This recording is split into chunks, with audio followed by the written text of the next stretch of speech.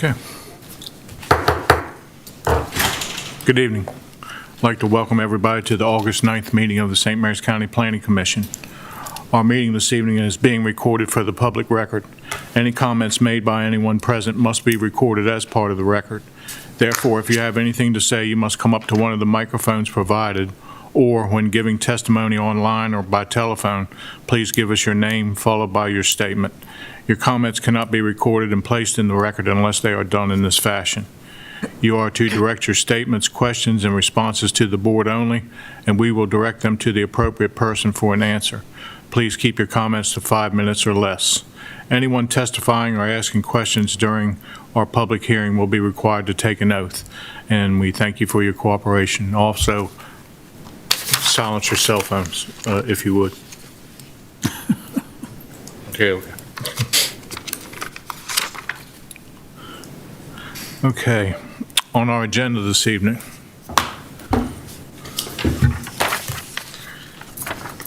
after a review and approval of two sets of minutes, our one public hearing this evening is number 20-132-012 for the Dollar General Merchandise Concept Site Plan.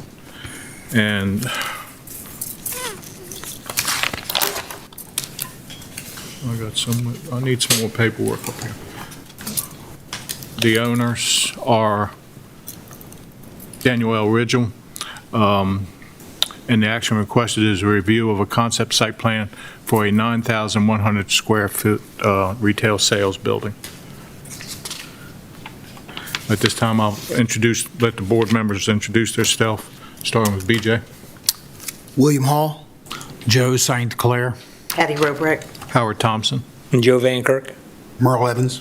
Joe Fazekas.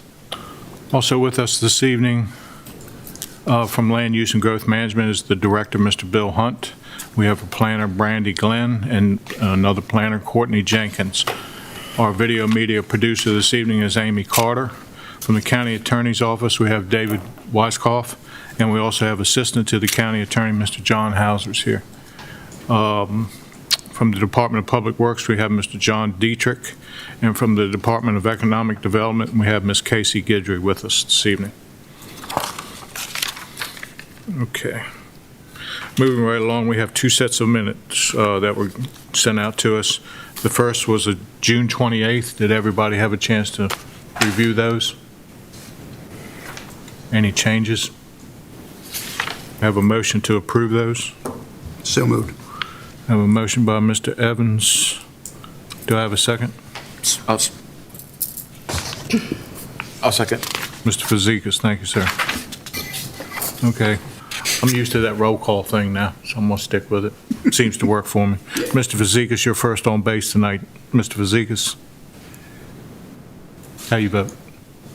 Aye. There you go. Sorry. There you go. Yeah. Caught you off guard. Mr. Evans? Aye. Mr. Van Kirk? Aye. Ms. Robrack? Abstain. Mr. Hall? Aye. Mr. St. Clair? Aye. And I'll also vote for it. Okay. Our second set of minutes are for the July 12th hearing. Did everybody have a chance to review those? Do I have a motion to approve them? Have a motion by Ms. Robrack. Do I have a second? Second. And a second by Mr. Evans. Okay, Mr. Fazekas? Aye. Mr. Evans? Aye. Mr. Van Kirk? Aye. Ms. Robrack? Aye. Mr. Hall? Aye. Mr. St. Clair? I don't know if you were, yeah, you were here. Yes. Aye. Sure. And I do too. Okay, got those done. Moving right along. First case of the evening. Before we get started, if there's anybody that's going to be making statements tonight, giving testimony, or going to get up and speak in any such fashion, if you would stand at this time, and I'll swear you all in at the same time. And if you happen to want to speak, say if the lady right there in the blue wants to speak later because she thinks about it, I'll swear you in at that time. I'm going to ask anybody that comes up for public testimony if they've been sworn in, just to make sure. Do you declare and affirm under the penalty of perjury that the testimony, responses, and statements you may give will be the whole truth and nothing but the truth? I do. Okay, thank you. Down.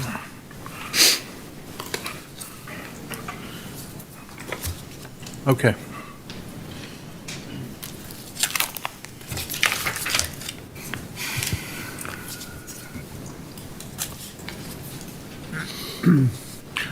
Courtney, is it your world? Let's go. Good evening, Chair, Vice Chair, and fellow Planning Commission members.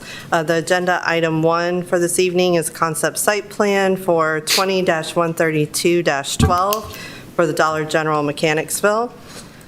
The concept site plan seeks approval for a 9,100 square foot retail sales building. The site is located at 26311 North Sandgates Road in Mechanicsville. Land use is rural preservation, and the zoning is Rural Commercial Limited, RCL. The proposed use type is 76 retail sales general, which are establishments engaged in high-volume retail sales of goods and merchandise, not specifically listed under another use classification. The use types include department stores, discount stores, retail warehouses and shopping clubs, home furnishing stores, pharmacies, and supermarkets, and establishments engaged in retailing or wholesaling of building supplies or equipment, including lumber yards and implement tool and equipment sales. The regulations for the Rural Commercial Limited District accommodate existing small-scale commercial uses serving localized markets in the county that are scattered along the highway and in some cases clustered at intersections. Where such existing uses are compatible in scale with the character of the rural area and are devoted to a local market, their continued operation and opportunity for reasonable expansion is consistent with the policies of the comprehensive plan. RCL districts provide for the continuation and limited expansion of such uses. Per the comprehensive plan, the Rural Preservation District includes prime farmland, timberland, and mineral resources lands, agriculturally related industries, and limited non-farm cottage industries, and low-density non-farm residential developments characteristic of the county's rural character, which are to be preserved for a wide range of economic and aesthetic purposes. It acknowledges continued non-conforming commercial and residential activities on existing parcels throughout the district, but limits their expansion or creation. The public notice for the Planning Commission public hearing was published in the Southern Maryland News on July 23rd and July 30th. The property has been posted in accordance with the CZO requirements, Section 21.3.3. Certified mail receipts have been received and have been entered into the record of this public hearing as Exhibit 1, and the agenda was posted on the website on August 2nd, 2021. The concept site plan was reviewed at the TEC meeting that was held on September 23rd, 2020. Retail sales general, use number 76, is a permitted use in the RCL district and requires site plan approval. For all non-residential and multifamily residential projects that require major site plan approval, a concept site plan shall first be approved by the Planning Commission before the major site plan may be processed for approval by the Planning Director. This is a public hearing which enables all who wish to provide information to the Planning Commission to do so. In order to approve the concept site plan, the Planning Commission shall make the findings that the proposed development is consistent with the comprehensive plan and applicable functional plans, may be served by adequate public facilities as required by Section 70.2.2, will promote the health, safety, and welfare of the general public, will adequately developed recreational and other community amenities are provided in accordance with the comprehensive plan and the comprehensive zoning ordinance and is consistent with the Chapter 62 design objectives. This concludes staff's report and is entered into the record of this public hearing as Exhibit 2. Representing the applicant is Tim Lessner with Lorenzi, Dodds, and Gunnell. And I'd be happy to answer any questions you may have for me at this time. Does anybody have any questions of staff at this time? Mr. Evans? Yeah, in the paperwork that you guys gave us, the staff report, the administration data service engineering from the administration division is dated 8/26/2015. Is that accurate? Is that the last that they had? For which? This is from Maryland Department of Transportation, and it's entitled Administration Data Services Engineering Division. It's a turning movement report, is what it is. Okay. But it's dated, this one is dated 8/26/2015. I'm not sure. I would defer to the applicant to answer that question. Well, as I far guess my as- question was, does this is come from the applicant, or is this provided from Maryland Department of Transportation? It must have been provided by the Maryland Department of Transportation. Okay. Okay.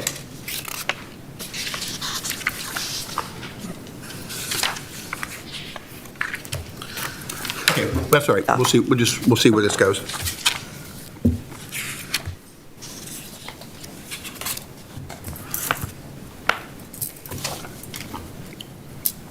Any other questions of staff?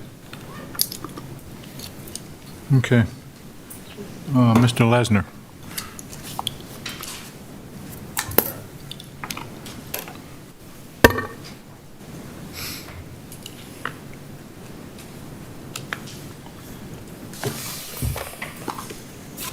Good evening.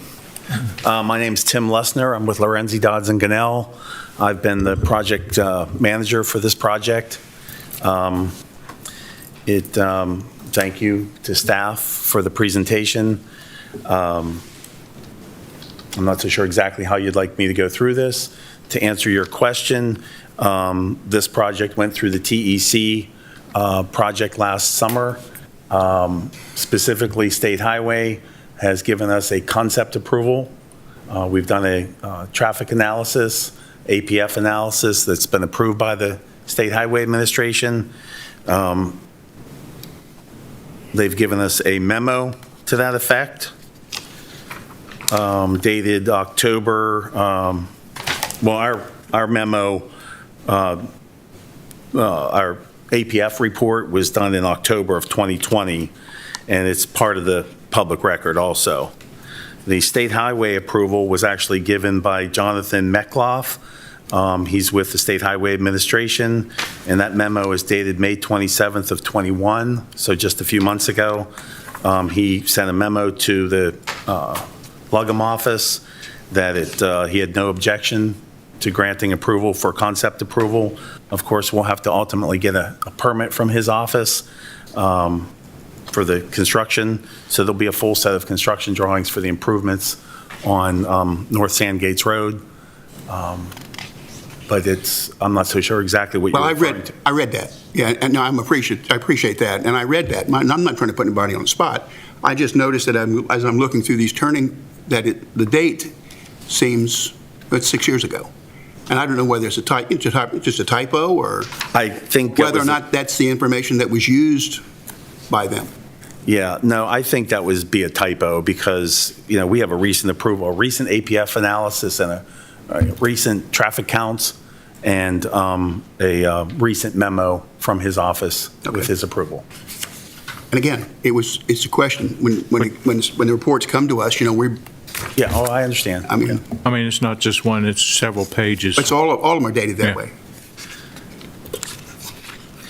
Well, let me see exactly what we're talking about here. And are we missing a traffic, you said you submitted a more up-to-date traffic report to the state? Are we missing that in our packet? These are the turning counts, the turning movement reports that are right. attached. Yeah, these are the most up-to-date data that's supplied by the State Highway Administration for traffic engineers. We're not the traffic engineers, we sub that out. But this is the current data that's used. Yeah, and I'm not trying to put anybody on the spot. I'm just simply, as I go through this, I look for the most current information that I can find. Oh, okay. And when I see a date, it's like, so I'll ask the question: is it a typographical error, or are these turning movement? Was this turning movement report from 2015? And are they the same? Or would they be the same within reason? This is the data that the state would provide to all the traffic engineers for this type of work. Okay. Did this report come to you, and then you shared it with staff? Is that how it? Well, everything that we do is submitted as part of the TEC submission. Right. And it's submitted to the county, to the state. They forward, the county forwards it to the state. Right. The state responds back to us. If there's comments from the state, Right. we would normally And we get all respond to those. Right, when we get copies of that stuff. You get copies of everything. Right. It's all right, for right. public record. So the staff put this together, I guess? Yes. Okay. So your group didn't do their own traffic study? No, we don't. Lorenzi Dodds Ganell does not do traffic studies. Now, I will tell you that the traffic consultant that we use for just about all our projects in the Southern Maryland region, Southern Maryland counties. They're very reputable traffic concepts. Jackie Chandler, the woman that does Everybody this- uses them. Yeah, Yeah, I'm sure you've heard their name dozens of times before Yeah. you're bored. that's why we're going to ask you some questions about this. If they're going, not knowing if they did that or not, since I don't have any paperwork in front of me, and we go by this one for 8/26, that was done on a Wednesday, middle of the week, in the middle of the summer. So we're not showing school buses in the morning, we're not showing school buses in the afternoon, we're not showing a lot of things, so that, Well, again, we are not the traffic engineers. but oh, I no, will I'm tell just you that- telling you, that's Yeah. of You know, concern. with COVID last year, most of the counties and the state does a kind of a percentage factor that they factor in school buses. And that's what they've been doing pretty much all throughout the state of Maryland for all projects.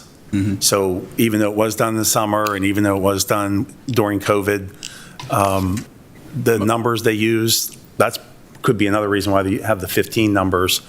Most applicants still have traffic concepts here, or whoever does the traffic study would be here to answer those questions. Right. It's a vital, we're talking about an intersection that's non-signaled, and you're wanting to build right on top of it, so it's of, speaking for myself, it's of utmost importance in making a decision as to how they came to their decisions and their numbers, out. And like I say, I can't ask them tonight, did y'all use these 2015 numbers, or did y'all, do your own traffic study? I don't have anybody to answer that question for me tonight.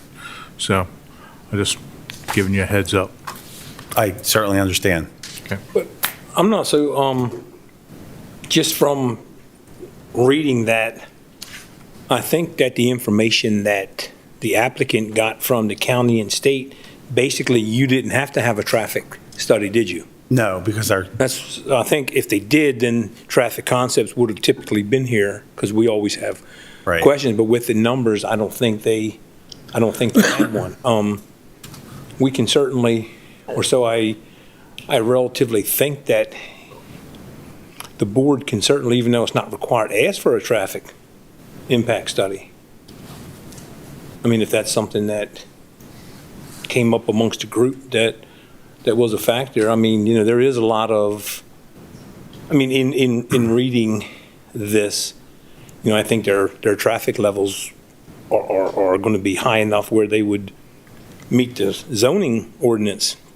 But I live down there, and I can tell you there's a lot of traffic on that, more than most people would think, coming in and out of there. So that's all I'm saying is we could defer to Mr. Weiskopf if the board chose to maybe want to have a traffic impact study to see what it would be, or there may even be one on file from prior to 2020 that would give us numbers of some surrounding intersections. I'm sure that we've built something up around Mechanicsville or, but I'm just saying that's why they probably don't have traffic concepts here now, is because there wasn't anything required by the county or state. Right. I Because mean, of we the submitted less than the 50. adequate public facilities Right. application. It was reviewed and Right, so- approved. That being said, correct me if I'm wrong, but I don't really think too many things have changed in the last 5 or 6 years there. Everything that's been out there has been, There's really, I don't think there's any new housing developments, maybe a few lots here and there. You know, the restaurants down the river have been there. The recycling center's been there for several years. So the traffic counts probably aren't going to change much.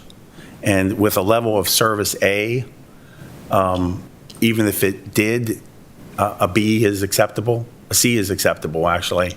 So we're not going to change too much, no matter what type of traffic study we do here.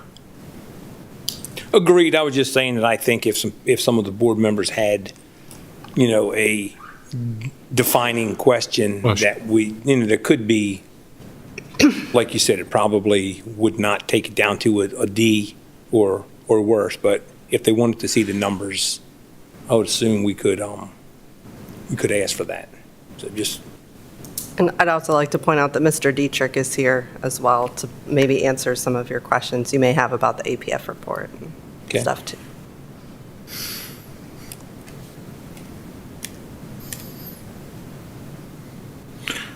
Mr. Dietrich, Mr. Dietrich, while we're talking about this, just get this part out of the way so we can work on the other part.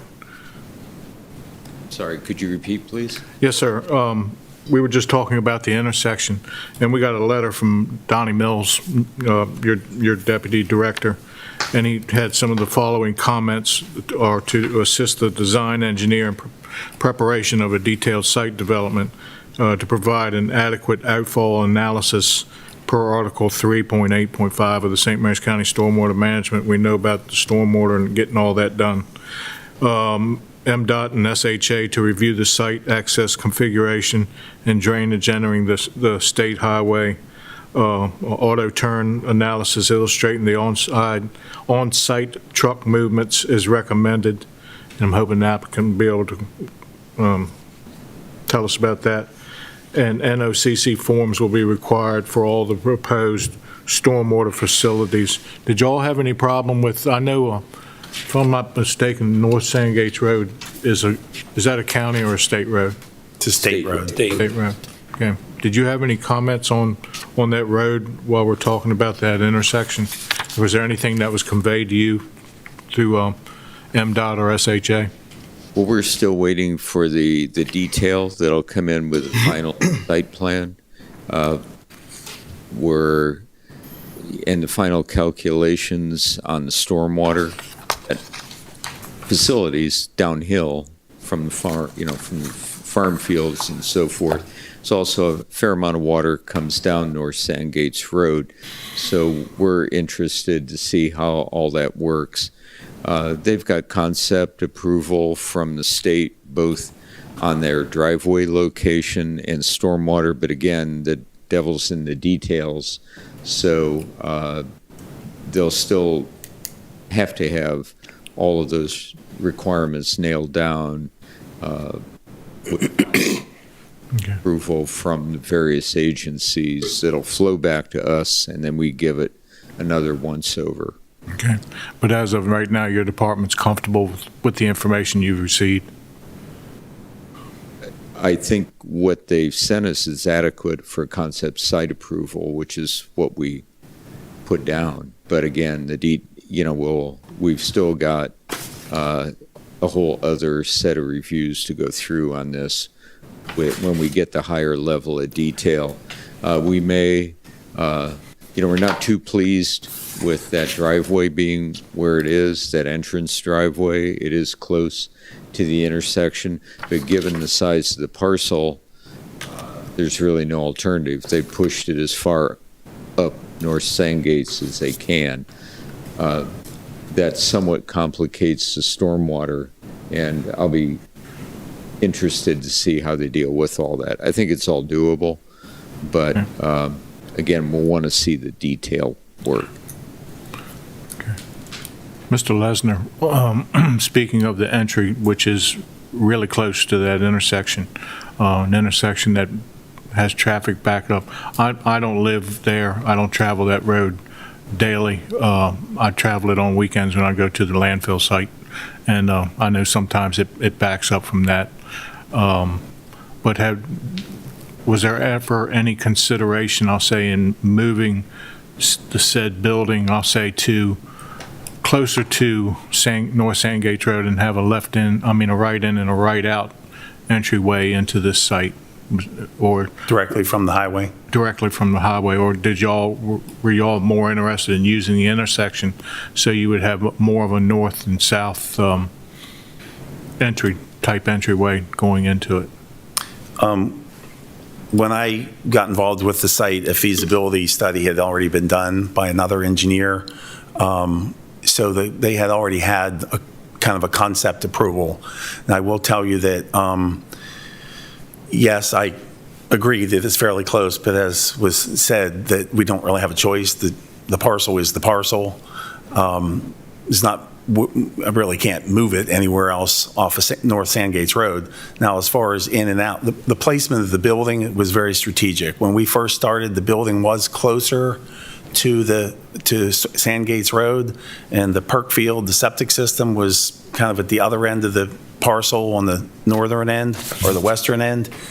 It didn't perk up there, so we had to kind of reevaluate, move the house or move the structure back further so that we could utilize that area for the septic field up front, which is actually probably better. There won't be cars parked there or anything like that for any site impairments.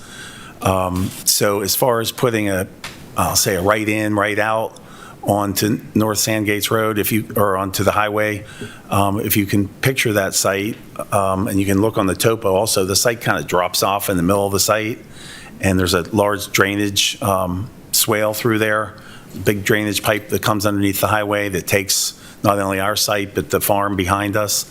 That will all be accounted for in the stormwater and the drainage computations.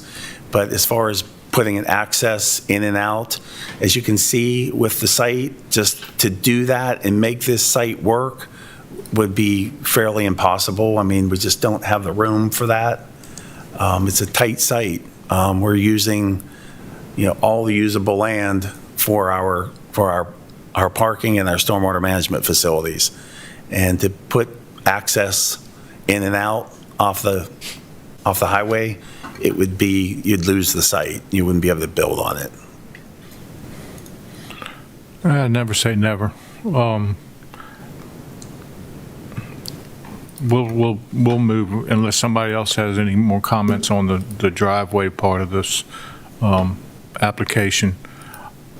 Yeah, Just in my, go ahead. Go ahead. Go ahead. No, I just, is the 9,100 square foot building, is that a standard for them? Typically, a standard for them? I mean, It is the a bigger, the standard. smaller? It's relatively on the small side. We do have a representative from Pentex, the developer here.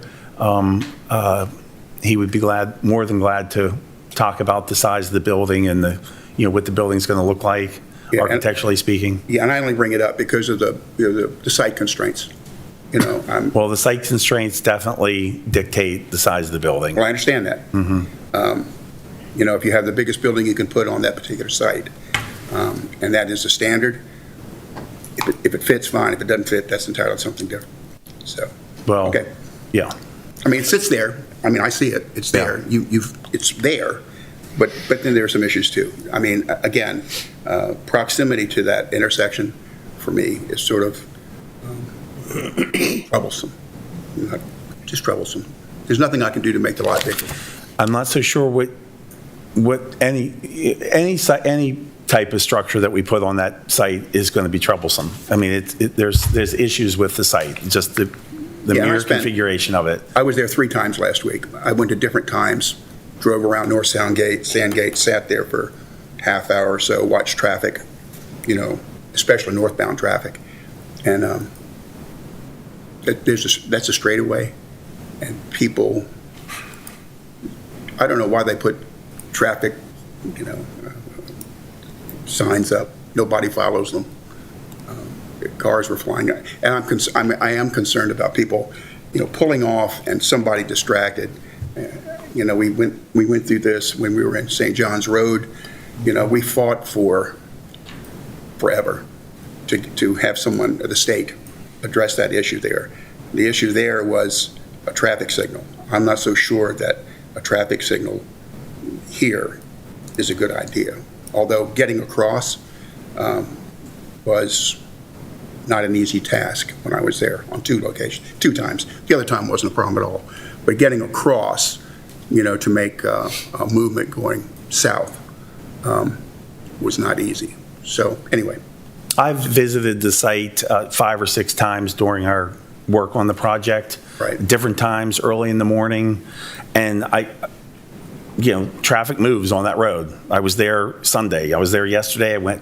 Came from the north, made a left turn at about 1 o'clock, and then came back out about an hour later. And yes, their traffic is moving. There's no doubt about it. you're being very kind. I mean, I didn't have a problem. I didn't have to wait. When I left, I didn't I'm not talking about waiting. You don't have to wait on 235 for anything. Yeah. Believe me, it's north-south. Yeah. So, okay, that's fine. Thank you. One question for you. Looking at the site plan now, where you have the proposed building, you're saying everything, and I'm using north as going up 235, so we're just saying it's not exactly north, but we're going, you know what I'm talking about when I say north of the building, that none of that area perks. Is that what I heard from you? That's correct. The triangular, where it comes to the point, right on the other side of the stormwater management pond, it won't perk over there. That was the original plan, which pushed the building closer to Sandgates Road. We had more room for parking up where the septic field's at. Septic field or stormwater management pond? The septic field's up near the corner of at the intersection I'm looking there. right at it, yeah. And that's where your stormwater is also going to be? There's a little, someone asked a question about drainage. So when you enter our site, there'll be a small stormwater facility right on the right-hand side that's shown on the site plan, and the septic field will be on the left side in between our entrance and 235. So that'll be kind of a green space there, undisturbed.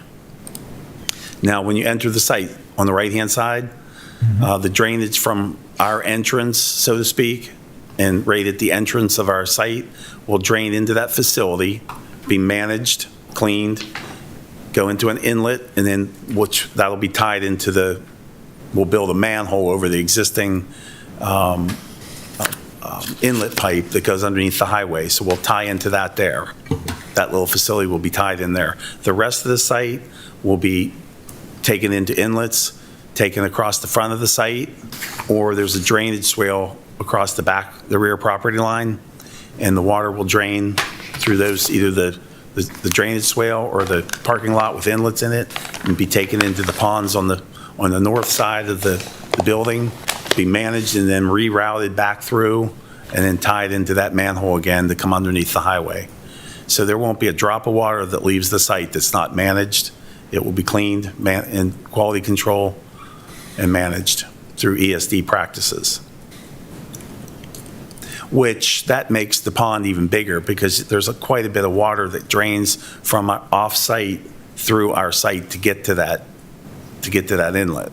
So we have to manage all that water and let it be released at a manageable time period. Where's that inlet at in conjunction with the property that you're talking about? You're going to put a new thing and Well, there's shoot not it across there now. There's just a pipe with a head wall on it, and you wouldn't see it. Now there's brush and trees growing over it, but there's a guardrail across the front of our property, and the property drops off about 10 or 12 foot right there, and there's a pipe with an inlet or a head wall, concrete head wall at the bottom of that. So we'll be filling that, and we'll be putting an inlet on top of it, a manhole with an inlet on top of it. Where does that go? Across 235 Yes, sir. to the southbound lane? Yes. Not on the lane, but under? Okay. Goes underneath the highway and then goes at the entrance to Okay. where the church is at there on the right-hand side, and then it goes underneath the church's entrance into a large natural swale. Okay.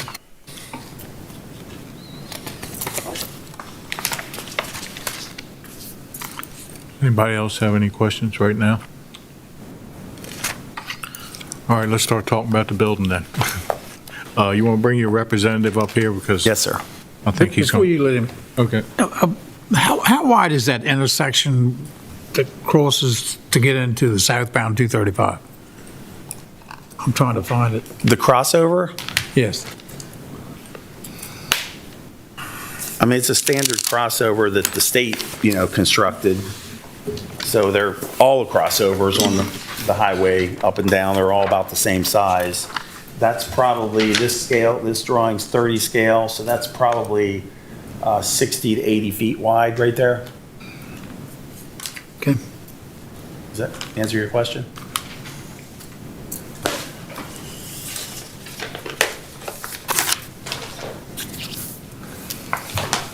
I'm just concerned about people staging, getting out there and getting over into that middle with, trying to get the traffic to move when you're crossing over. I've come through there. I had a business in Hollywood, and I'd go home that way. And I've seen people with their tail end, 2 cars, 3 cars, pulled across there, and nobody seems to know which way to go. Most people don't understand who has got the right of way, period. I'm just concerned about that. Not that it's Well- yours, I'm just concerned that this is just another, Yeah, the Added folks that problem. own the retail center right on the right-hand corner there stopped by my office today, and we had this whole discussion, because they were asking the same question. And, the question on the crossover like that always seems to be, where do you go? Do you go to the left or do you go to the right? Like, how does someone that's coming out the other direction, like, where do you go? And so what I will do is I will promise you that I will have a whole discussion with the State Highway Administration about this. Perhaps we could do some painting out there and actually paint that so that people know where to go. That would be a reasonable thing to do as part of the State Highway review. they did that in Charlotte Hall at the farmer's market, Yes. because everybody was so confused that they had to draw pictures in order to show people where to go. Well, to be completely honest, we go up through Charlotte Hall all the time. I know exactly what you're talking about, but I don't think we're going to have anywhere the volume here that we do in Charlotte Hall on a Saturday morning at the farmers market. I mean, that was crazy what went on up there. But whether it comes to that, I'm not so sure, but I will certainly have a discussion with the State Highway Administration about it. Okay.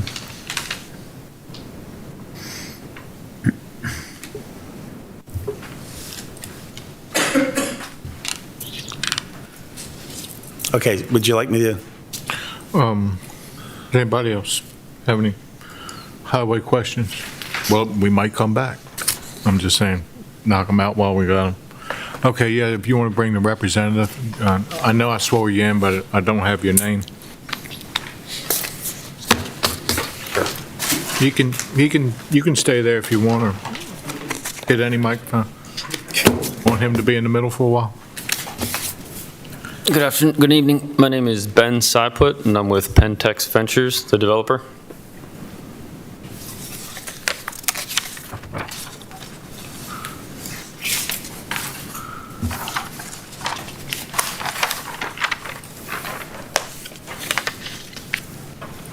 Okay, you've heard what we've been talking about with the building wise and all. And I guess one of the big things I've heard mostly is that we got a big building on a little lot. So why do you put such a big building on a little lot, This is actually their middle-sized prototype. They typically build a 10,640 square foot building, but with the lack of depth on this particular lot, Dollar General elected to go with a 70-foot wide building.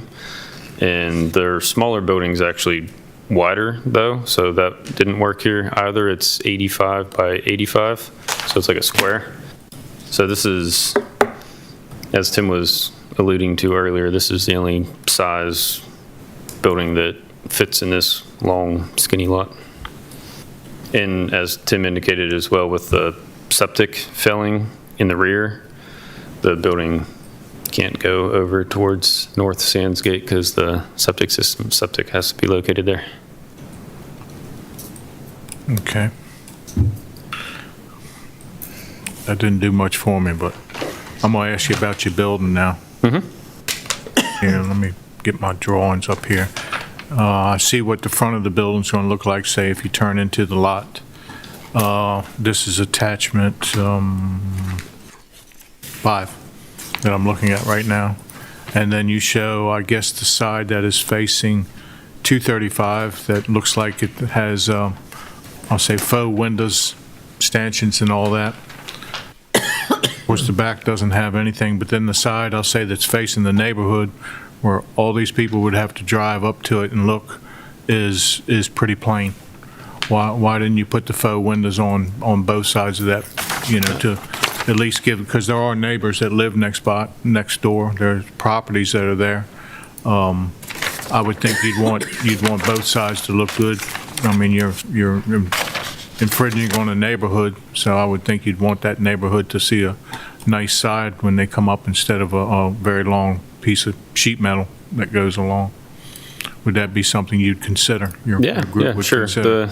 The reason why we elected to just go with the metal on that side is it sits rather far, after we push the building more away from North Sands Gate, there's buffering and some topography, and we thought we were going to be far enough away, but yeah, if that's something that will make the neighborhood. I don't see any wooded area. I don't see any type of a buffer that you have on the, I'll say on, and I'm gonna call that the neighborhood side of the building, on my site plans. It doesn't show anything. Yeah, So I don't, Sheet on, I think it's the last sheet of the plans. sheet 8. is that, The last sheet, it's the concept landscape plan. So across the front, along 235, there's a buffer yard. sheet 8, is that in the, okay, The drawings, Howard. okay. To your back. Courtney, were they given all the drawings? Yes. I'm on Yes. the wrong set. Okay. Yeah, we have a 15-foot buffer yard on the north. Yeah, there's a buffer yard along the 235. There's a buffer yard along the front and across the back.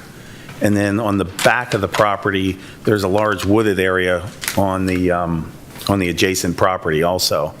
So when you're coming down or coming out toward 235 on Sandgates Road and you look to the right, you're going to see the front of the building. You're not really going to see the side of the building.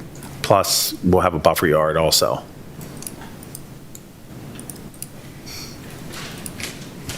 Does that answer your question?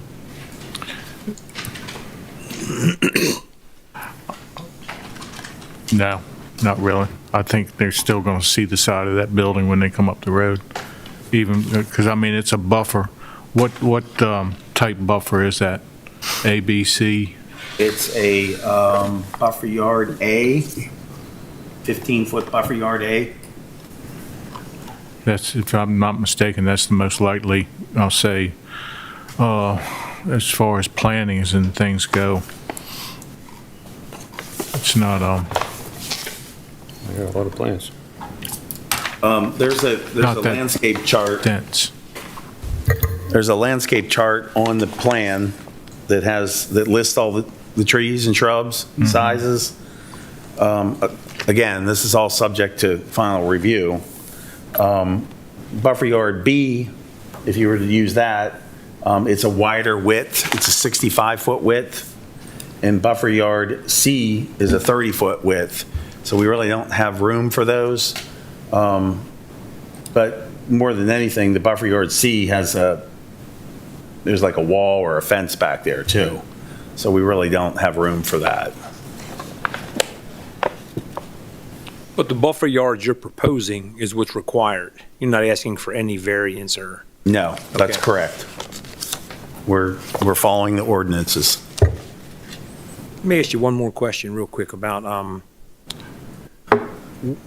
where do the tractor trailers come in and out for delivery? Because I go to the Dollar General in Mechanicsville, and as soon as you turn off the road and get there, the tractor trailers are always there with their racks of stuff sitting there like in the road. not in the main road, but in the driveway. Drive out. Is that what's going to be on this? I'm going to assume when you pull in? Like if you're pulling in the driveway, you're running to the side of the building?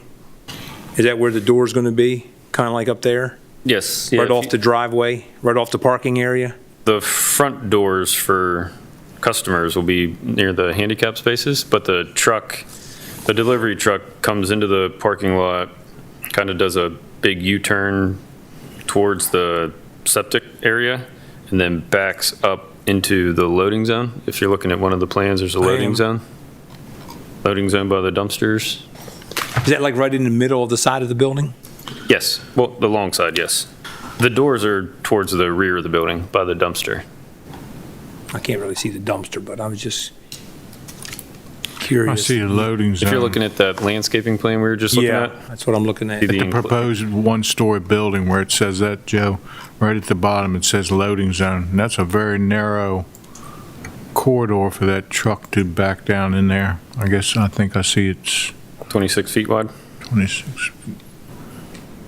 How far is what's the length of the loading zone where the truck will actually, like I said, the one in Mechanicsville, there's no loading zone. It kind of pulls in sideways and stays stuck out in the front end is stuck out in the driveway and the back end is stuck out in the driveway. Yeah, the truck And all the won't- racks that they take out sit right there in the entrance coming in and out. Yeah, no, the truck, whenever it's making its deliveries, will be totally away from the vehicular traffic in the parking lot. The truck will be parked along the long side of the building. The loading zone the truck's larger than that rectangle for the loading zone is shown on the plan, but the truck will be parked over there. And the large tractor trailers they don't come every day, they come once a week, the large ones. They get multiple deliveries, bread trucks, Pepsi trucks, those come more frequently, but those are smaller. So show me the loading zone again. It's I can't quite see it on here. Is it in the back of the building? Yes, I don't know if you can, bottom left corner. You go to your of the building staff if you wanna- report, Joe, and it's It was hard to see in under the, attachment 5. You can zoom in on it on your monitor up here. If you want to look over here, it's, I've got it on mine if you want to see it. that's the one thing I like about this computer. Oh, I got can it. zoom I in. zoomed in. So the truck backs all the way down the front, past the doors where the customers go in. Yes, the truck will pull in and make a U-turn, more or less, towards the septic area and then go reverse towards the loading zone, dumpster enclosure, loading door, and it'll park on the side of the building back there. Okay, now, where do they take all the material in? Is it right in the front doors where the customers go? No. There's another door over there. If you look at the elevations, if you look at the bottom south elevation,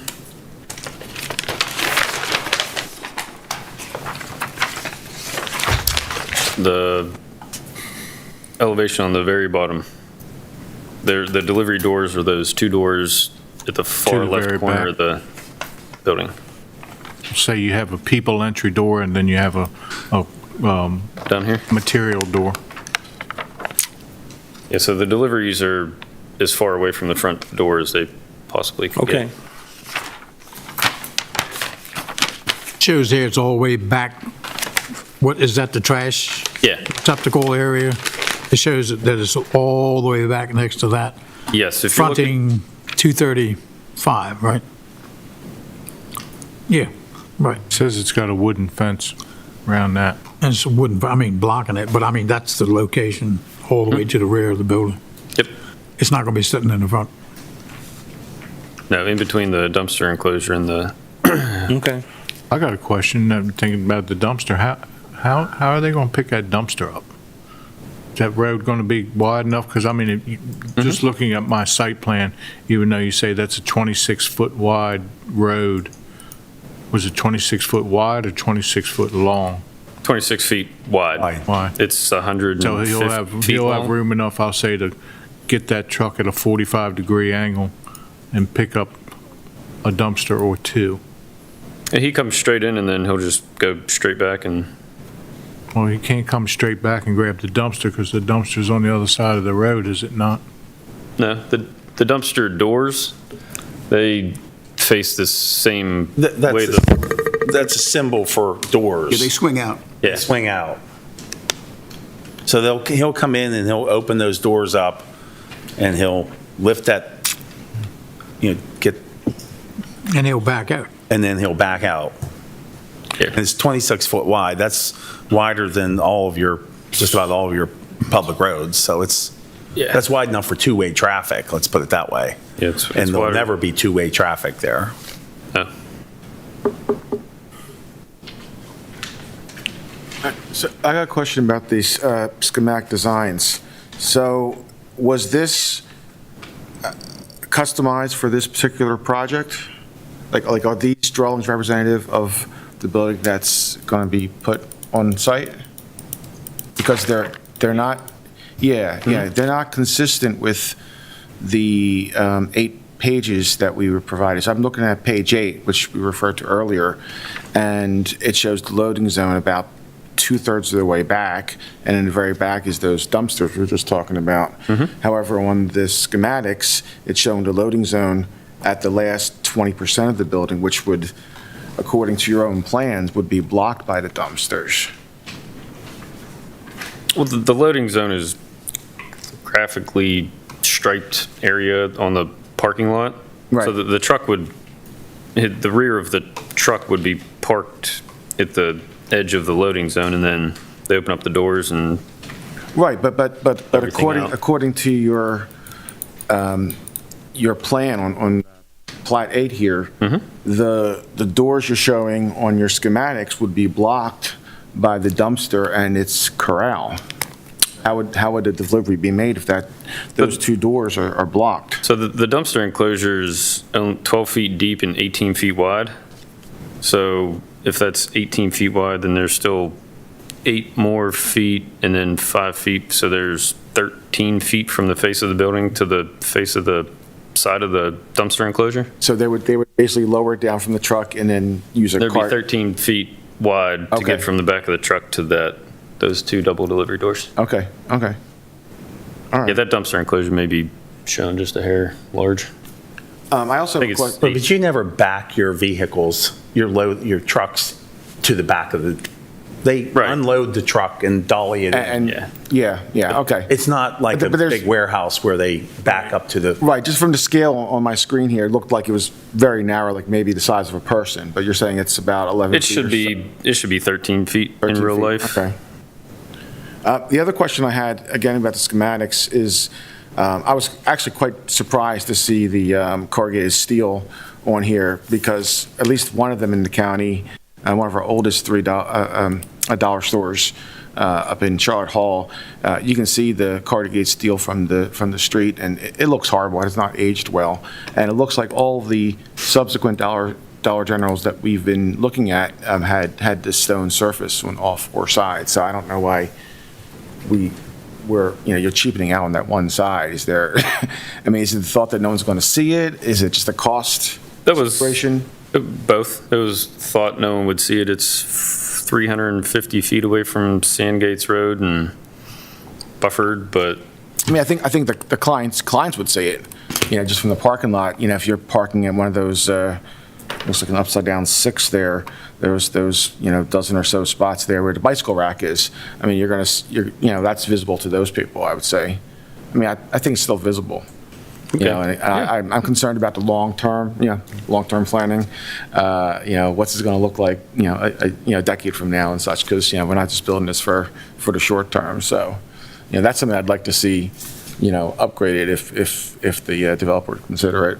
yeah, we would consider it. That's more than one comment, so yeah, we'd be willing to. And then Wrap it. the last question I have, and this gets into some of the public comments we received. So we received a public comment from Rob Vargo, who did some measurements and said that, there's a dollar store 5 miles north and another one 7.5 miles south of the project. Another public comment from Terry Van Azelden, I can't pronounce that, sorry, I apologize, saying that the county's overrun with the Dollar Generals. And just from our own experience here, we recently approved a Dollar General not too far from my house, about 2 miles from my house in Lexington Park. And that is, let me pull that up, 3.2 miles from the nearest dollar store on Great Mills Road. So the question I have is, does Dollar General have a limit? You know, like so, you know, we're building them every 5 miles, every 3, now it looks like every 3.5 miles. Are we going to see somebody else come back and say, oh, we can squeeze another Dollar General halfway between this one and the next one? Are there guidelines? What was coming from the corporate telling the developers and the franchise, I don't know if they're franchisees or how that's run, but what is the rule of thumb for the chain in terms of these? Like, when is enough, I guess is the question. Yeah, no, good question. So Dollar General, they have their in-house market planning division. They analyze data, they look at traffic counts, they look at demographic areas, households, et cetera. And they have people that sit behind a computer and just plug in data that, okay, this store will work there, this store won't work there. And whenever our real estate managers submit a site location to Dollar General, they run it up and through multiple calculations and computer programs, and there's a lot of homework that's done to confirm that it should go there, and the trade area is accurately identified, and they're not just putting them anywhere. Just Yeah, goes. I mean, of course, that formula and that, you know, is proprietary, of course, and trying to figure that out. But in the advent of COVID, a lot of people are not traveling to the base. And I'm sure that, you know, not just residential, but, you know, through traffic might also play a role. I'm driving along, hey, I'll pick up something on the way home. You know, has that been thought about, and is that needed in this community with the reduced number of people traveling the corridor? Yeah, I don't know if you can answer that, but it just, you know, I'm seeing businesses left and right, you know, closing up in Lexington Park, close to the base. They didn't survive COVID, unfortunately, but I'm not seeing the traffics returning the way they were before the pandemic. And just wondering, you know, how much of the calculation would be that through traffic from people coming home from work versus the people who live around the corner. I don't know if you know the answer to that or not, but. Yeah, I know that they do look at that whenever they do analyze all the data and try to cross their T's and dot their I's and make sure that, yes, because we're investing, they're investing, they're our tenant, we're their landlord, and whether the store works or doesn't, they still have to pay their rent. So they look long and hard to make sure that we're signing up for this for 15 years. And quick, I was asking, I wasn't really sure, are these owned by corporate or are they franchisees? This one is not. I know the one in Lexington Park that's recently approved is the same structure as this one. So we're the developer. We'll take the land under contract, purchase it, go through permits, entitlement process, SHA access permit, purchase the land, and then build the building. And Dollar General is our tenant, and we're the landlord. Big picture. And it's a triple net 15-year lease, so they're signing up for 15 years, and then every 5, 10 after that. Okay, so we're looking at 15 years. Minimum. It's usually, they usually don't go away. And then, you know, barring some of the recent, you know, maybe complications in supply chains and stuff, what is the normal time from, you know, shovel to soil till opening? Is it 6 months, a 4 year? months. From this particular site has a lot of dirt moving, so I'd say from shovel into the ground, day 1 to 4 months, it'll be open. Okay. Thank you. That's all.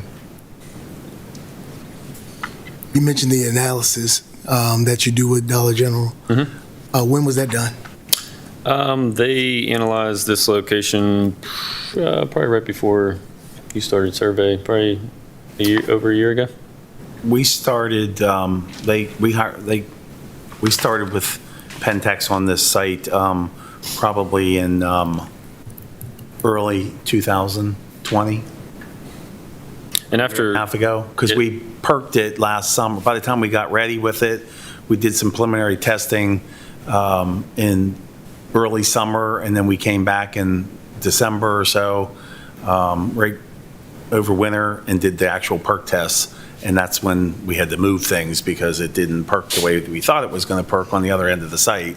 So then we had to kind of reanalyze and do a new concept, clean things up a little bit. So we've been working on the project almost a year and a half now. Assuming your board approves this, I would imagine that our engineering would proceed right away, and probably 6 to 9 months, probably closer to 9 months or so, we would have our entitlements and be in the bonding process.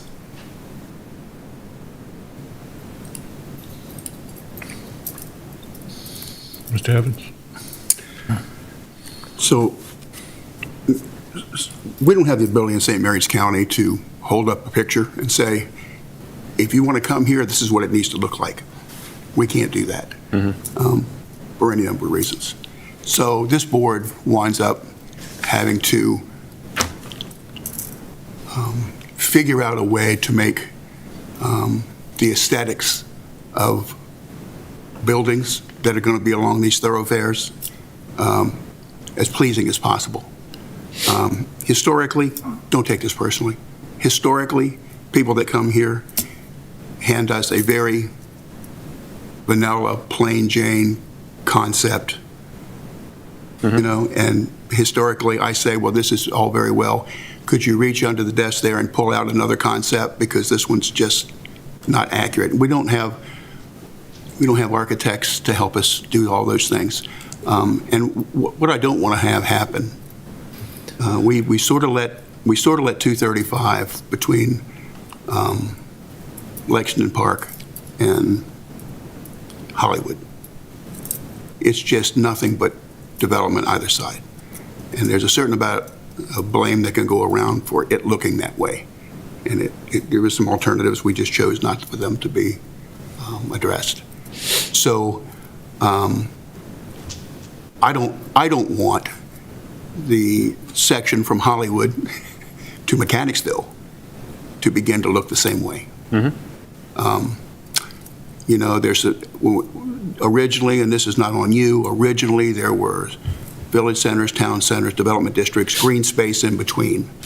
And if we're not careful, all this green space, and this is a good example, you know, the building across the way was Montana Bar for years, local watering hole. And there's been a succession of businesses that go in and out. You know, it doesn't take much to look at the number of businesses in this country locally that are not able to sustain themselves. The idea of retail is retail where you get in the car and drive there is becoming less and less palatable. Now, we did have a person that came and spoke to us with regard to the Dollar General. Was it in Callaway? Is that a Dollar General? Anyway, and they were, she was just, you know, went on about just how successful these Dollar Generals are. And when you look at stock market on these smallish, and this is really small in comparison to a lot, they are successful. But then there are those where you build them and they will come. And that's fine until they don't. And then you wind up with your triple net being something entirely different. And then somebody, the landowner, becomes the proud owner of a building on their lot. You know, and then what do you do with that? So the other Dollar Generals, you know, and I hate, you know, I used to use the word extort from time to time, and then I got in trouble for saying that. So I don't say that anymore. So what I try to do is say, hey, look, you know, you've got silhouettes here, you know, the windows, the faux windows. Let's say we put canopies or something on top of them. You know, we did that. It's very inexpensive. We did that. If you go to Dick's down the way there, you know, you'll notice a long building. It's really a long building. But what they did was they buffered it, which is what you guys are going to do. But then they put the silhouettes, and then they put these very inexpensive awnings that sort of dress it up a little bit. I don't want to say lipstick on a pig because it's not accurate, it's not fair, but it is kind of. So, I mean, putting up a metal building on the side of 235, a thoroughfare, which is supposed to be a streetscape sort of pleasant place to drive. I can't fathom putting up a metal building. Arco used to put up metal buildings all over the place, and they just threw them up. They were just metal buildings, and then after several years, they start to rust, and people don't maintain them. Not to say that you won't, but that said, I've tried to take into consideration what the expense is to the developer, you guys, with the community. And, you know, and when it comes down to it, you know, while it may be the letter of the comprehensive plan, and I get that, I get reminded of that all the time, is it the spirit of the comprehensive plan? So you guys have laws and rules to follow, and you know, we sit here and we try to do the best we can, trying to get the best product we can for the community in St. Mary's County. So I would appreciate the consideration of not making it a metal building, just a metal building, and to do those things that we've had other Dollar Generals do with regard to masonry, with regard to the silhouettes, with regard to the canopies, to just make it. I mean, and up in Mechanicsville, we had a couple, Verizon, for example. It passed us, and then after it went through, they changed the profile. They bumped it up a little. It gives it a little bit more character than I mean, you bump it up. It looks like here, this corner is bumped up a tiny bit. And I'm not saying you should change that. I'm just saying that's a suggestion where it gives a little more palatable architectural, a little more palatable architecture to it, I guess. So again, we can't show you a picture and say, do it like this. I wish I did. Because what would happen would be you say, you would not, is that what you want? We'll build that. But Yeah. we're not there yet. So if you would take those things into consideration, maybe. Mm-hmm. And the other part is, you know, and I've said it before, and so have other folks, there is a bit concern of putting this is really a confined lot, putting this building on this. And I understand the trials and tribulations that you have putting it on there. My job is to make sure that if it's on there, is it safe? Can people get in and out? Not just now, but in the future. And that is really why I questioned the date on the information. It could be accurate. I mean, to the turn. I mean, I don't know, but with the most recent information, it gives us a better idea of what those movements would be. And it could be accurate. I mean, I don't know. And Joe's right. It's not a requirement, you know, to have a traffic study, but you certainly don't want to build a building where it's unsafe, where people can't get in and out, and all of a sudden there's more trouble and traffic and there than you really anticipated. You don't want that, and neither does the person that's going to run this place. So, you know, if you would take some of that into consideration, please, and then I guess, I'm not sure where we are with this, but that's really all I have right now. So thanks.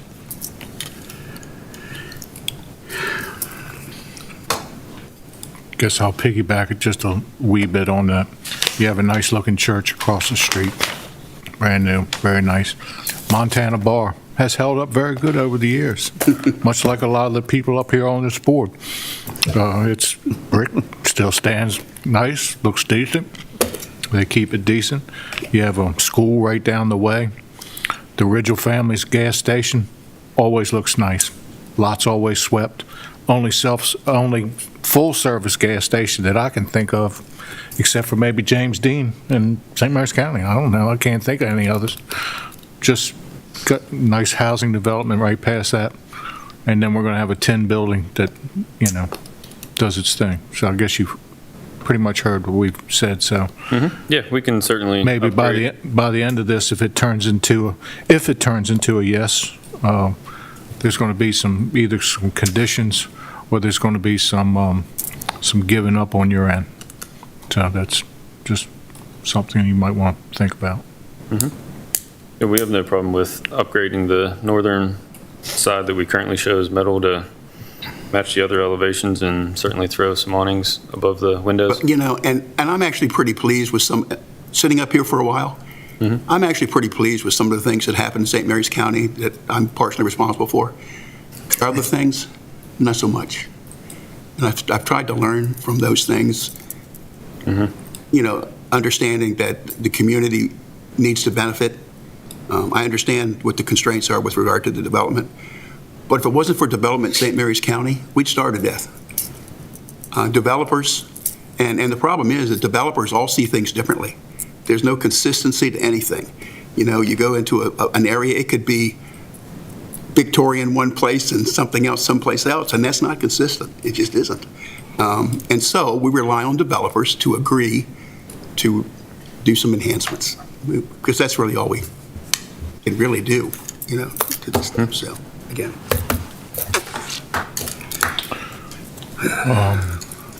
Anybody else have anything? Any questions? Okay. At this time, then, I'll open it up to public testimony. What we're going to do is, I have a sign-up sheet, and I'll go down this list. I'll call on the 3 people that have said they would like to speak. After that, I'll ask if anybody else on this list that has a no would like to speak. Since this is a live hearing now, and we're not doing the telephones anymore, we're not having public testimony called in, correct? We're not, Correct. There will not be anybody I mean, calling in. I've had that Fully telephone for so long, I'd have to make sure it's not going to ring on us. So I just want to make sure that, you know, what we're doing tonight. Okay, first person on our, to speak for the public hearing will be Mr. Robert Vargo.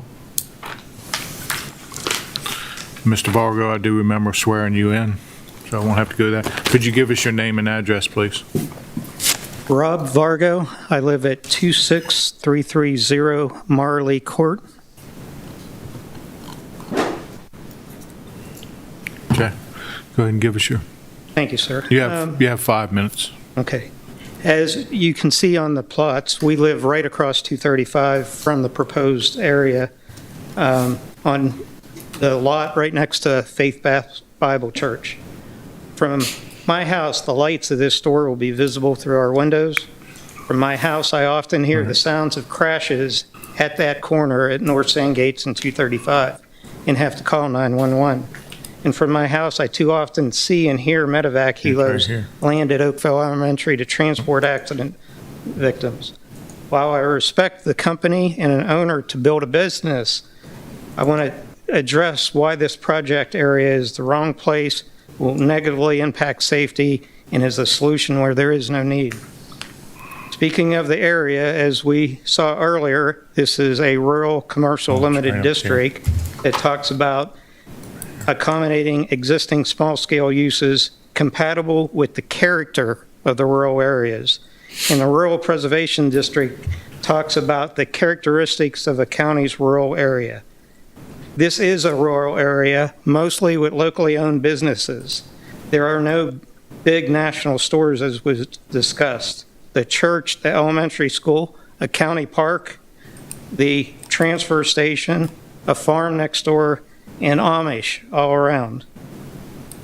Yes, this is a smaller lot, but it seems the Dollar General is choosing to squeeze this into that thin lot instead of finding a space that is adequate to their normal buildings, and that would be in a safer area. Speaking of traffic, as I mentioned, this is a very bad intersection and it has many accidents. It's been noted by the panel that the study area is not only old, but if you really look at it, it was on a weekday 6 years ago.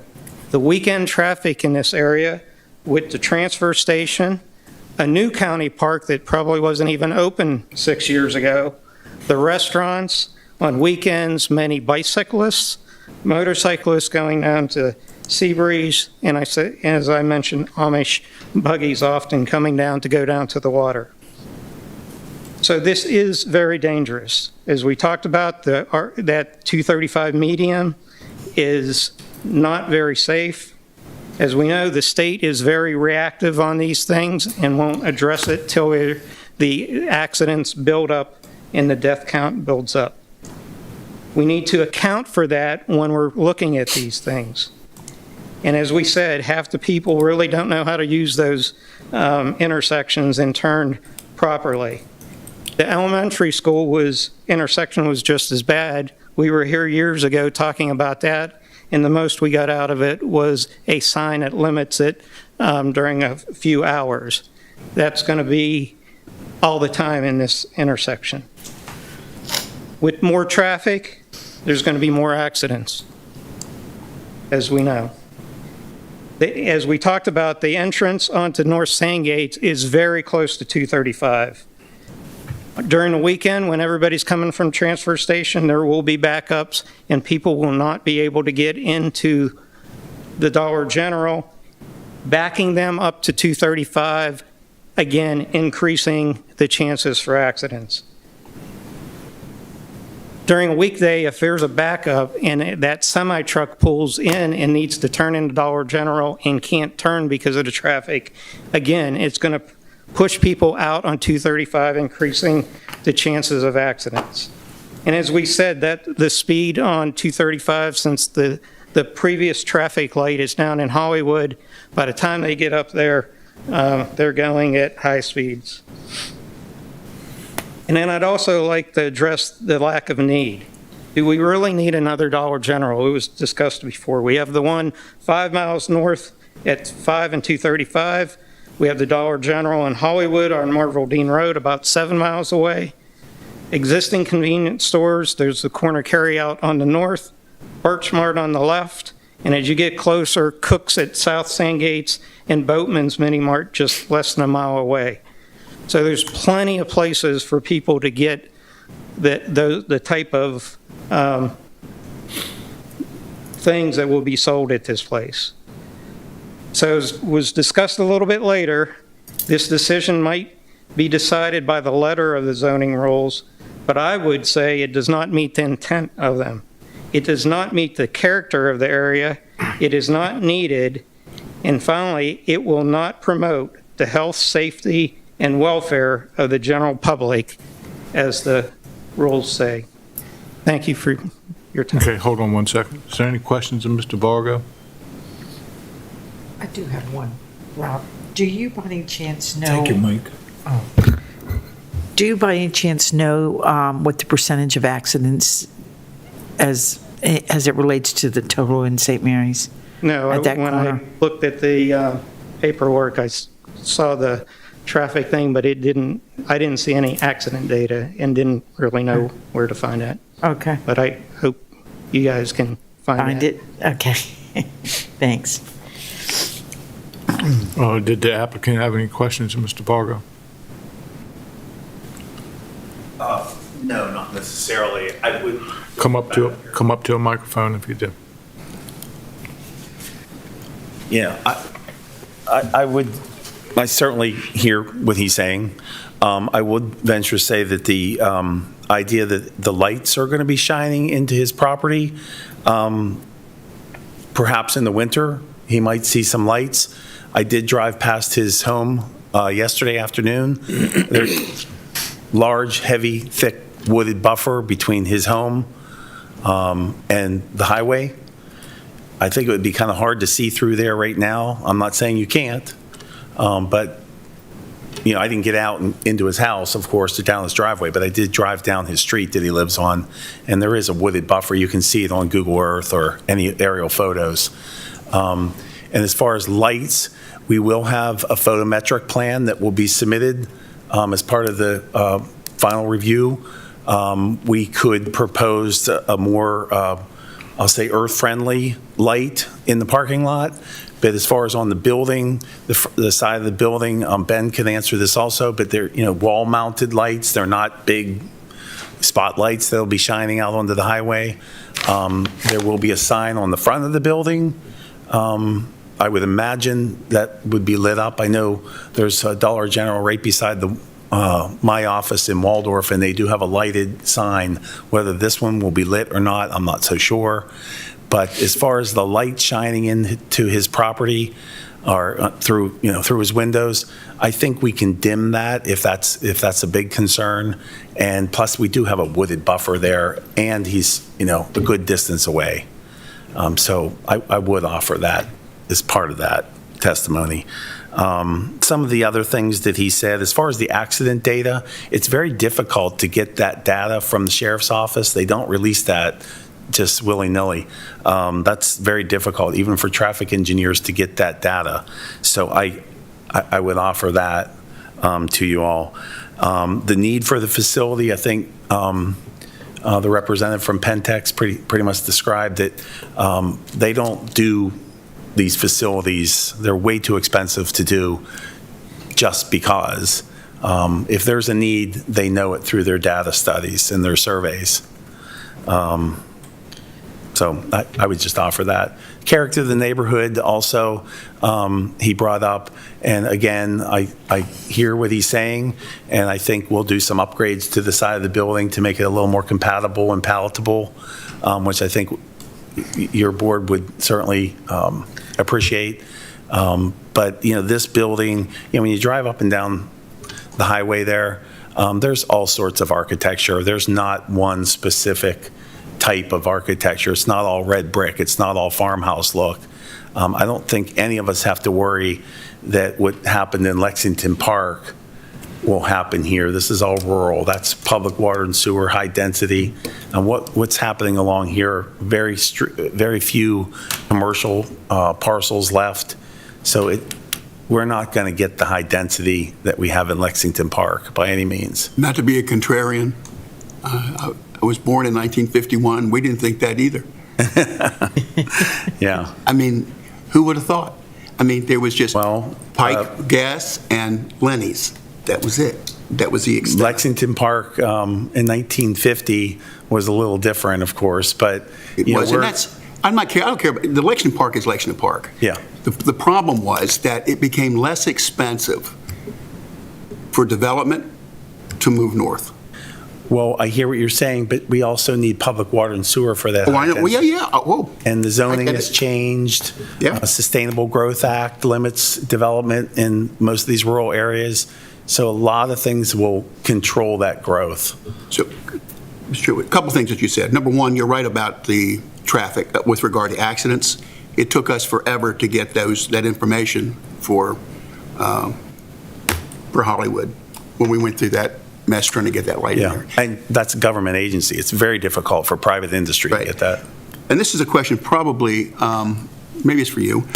In these situations, does Dollar General approach landowners? Does the landowner approach Dollar General? How does that? You're shaking your head. Which way does it go? It's got to go one way or the other. So usually Dollar General has these STA points. Right. The store will work here, store will work there. And then our real estate managers will. He just goes and looks for available parcels. Looks for available property, yeah. Approaches landowners if not. Okay. Right. That's Tries to put a couple parcels together if need be. It's all different. Okay. Can you restate that? You said they have you said STA? Yeah, there's STA and OTA points. It's a strategic target area, I think is what they call it, the STA acronym. And this was a dot on the map that would be a successful store. Yeah, I know there for a long time, Dollar General and others, what they looked for were food deserts.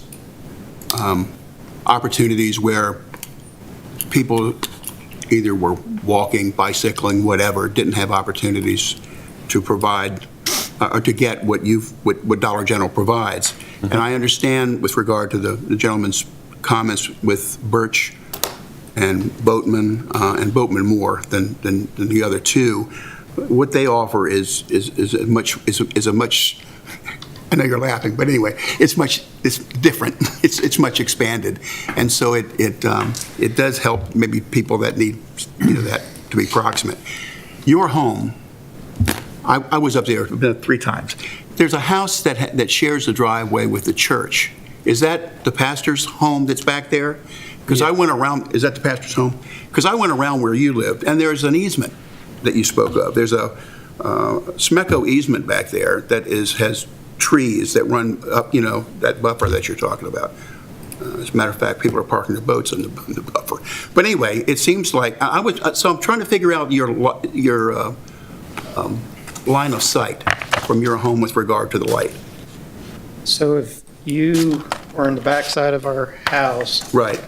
the way the church now built their expanded parking lot, when Right. they added on, so the lights in that parking lot, if you went from our window to that light, it would go direct, it's a straight line. Yeah, and see, Will it be a big issue? I'm not sure. well, Fact of it's close.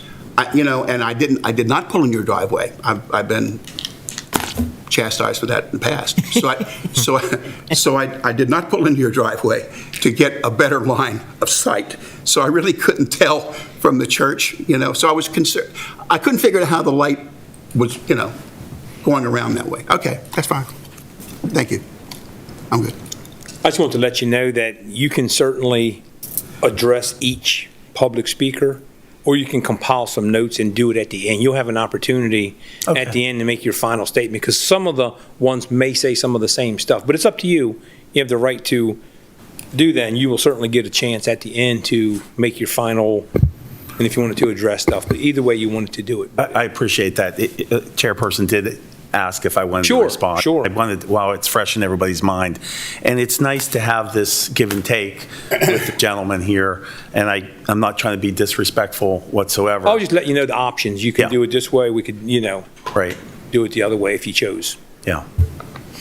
I have a question. You can relax. It's not for you. Oh. Mr. Dietrich.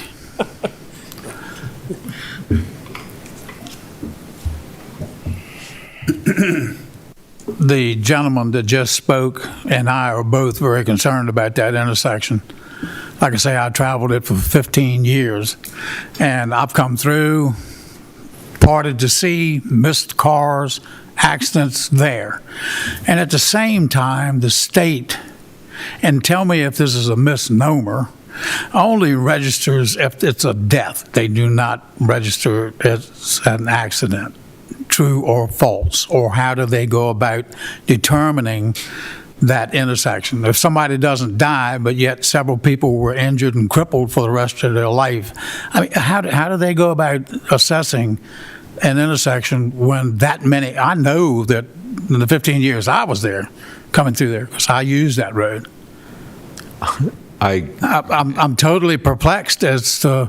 I really can't speak for the state. I can tell you what we do, which is to see if they're preventable accidents, and if there's something we can do to prevent the accident with a physical change. But I don't know what their trigger is about.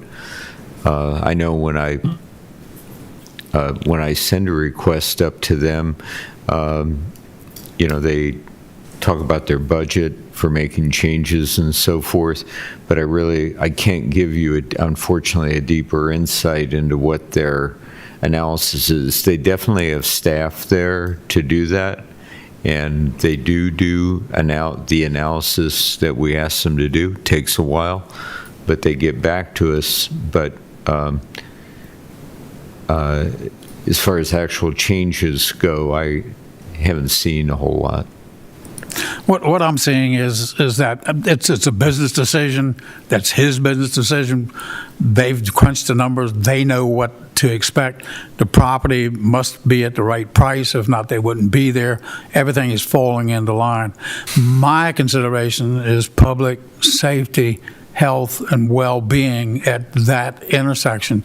And it's like Mr. Evans said, we're looking at a 6-year-old report, and then we're not going to say how many accidents were there. I've threaded the needle on that many a time, and I will put my hand on any Bible or whatever you want, because I have been through there at 20 mile an hour and threaded the needle. I could see it. I know that there's that situation and that intersection is coming up. I am very concerned about that intersection. People, you can put all the signs you want. Everybody wants to get in the middle of that intersection. I've been there, and there's two cars back to back, and the person, either they don't realize it, the half of their automobile is in my lane. And I can't get over, I can't go nowhere, and it's either take them on or try to thread the needle. I've threaded the needle many a time. I don't know how we can do this and not have a study that's more than just 6 years old. I mean, it's older. I mean, 6 years is still a long time with the traffic, that base traffic moving day and night through there. And you can say what you want. It dumps off on going to the bridge, but a lot of that traffic comes out of Washington, D.C. I don't know what time you come through there in the morning, but my business was right there in Hollywood, and I had to travel it. I lived in over on Route 5 side and had to travel that 240, I think it's 249. And I'm telling you, that light there holds up a lot. But when they're coming, heading north, they are coming through there at a pretty good clip. We need to do something. Nothing against you. I'm just concerned that there will be a life taken eventually, and I think there has been already. Yeah, I was trying to bring up the our GIS site back there on my phone, and I couldn't get it to come up. But the most recent traffic counts from SHA are actually on our GIS site. When you click on the center line of the road, Bob Kelly got that. So you do have it rigged up, and I can't tell you how, because I couldn't get on it. I can't tell you what other data is actually there as well. It could be that 2015 or 20, whatever it was, a number is all that's available. Yeah, like I say, I'm not here to tell him how to run his business. That's up to him. They're very successful everywhere they go. I'm just concerned about public safety. That's my biggest. Yeah, and it's issue. a concern of ours too. But SHA has, you've seen approval.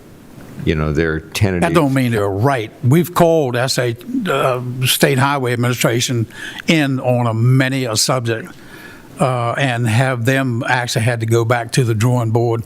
One of them was the park and ride, if you remember, in the northern end of the county. Right. They didn't even do their own study, and then they wanted us to pass it. And we said, you bring us a study, then we'll take a look at it. So, they're not God sent. They're not correct all the ways. They're using statistics and data. I'm using reality, and so are the people that live there. I can hear the crash. I can see the people.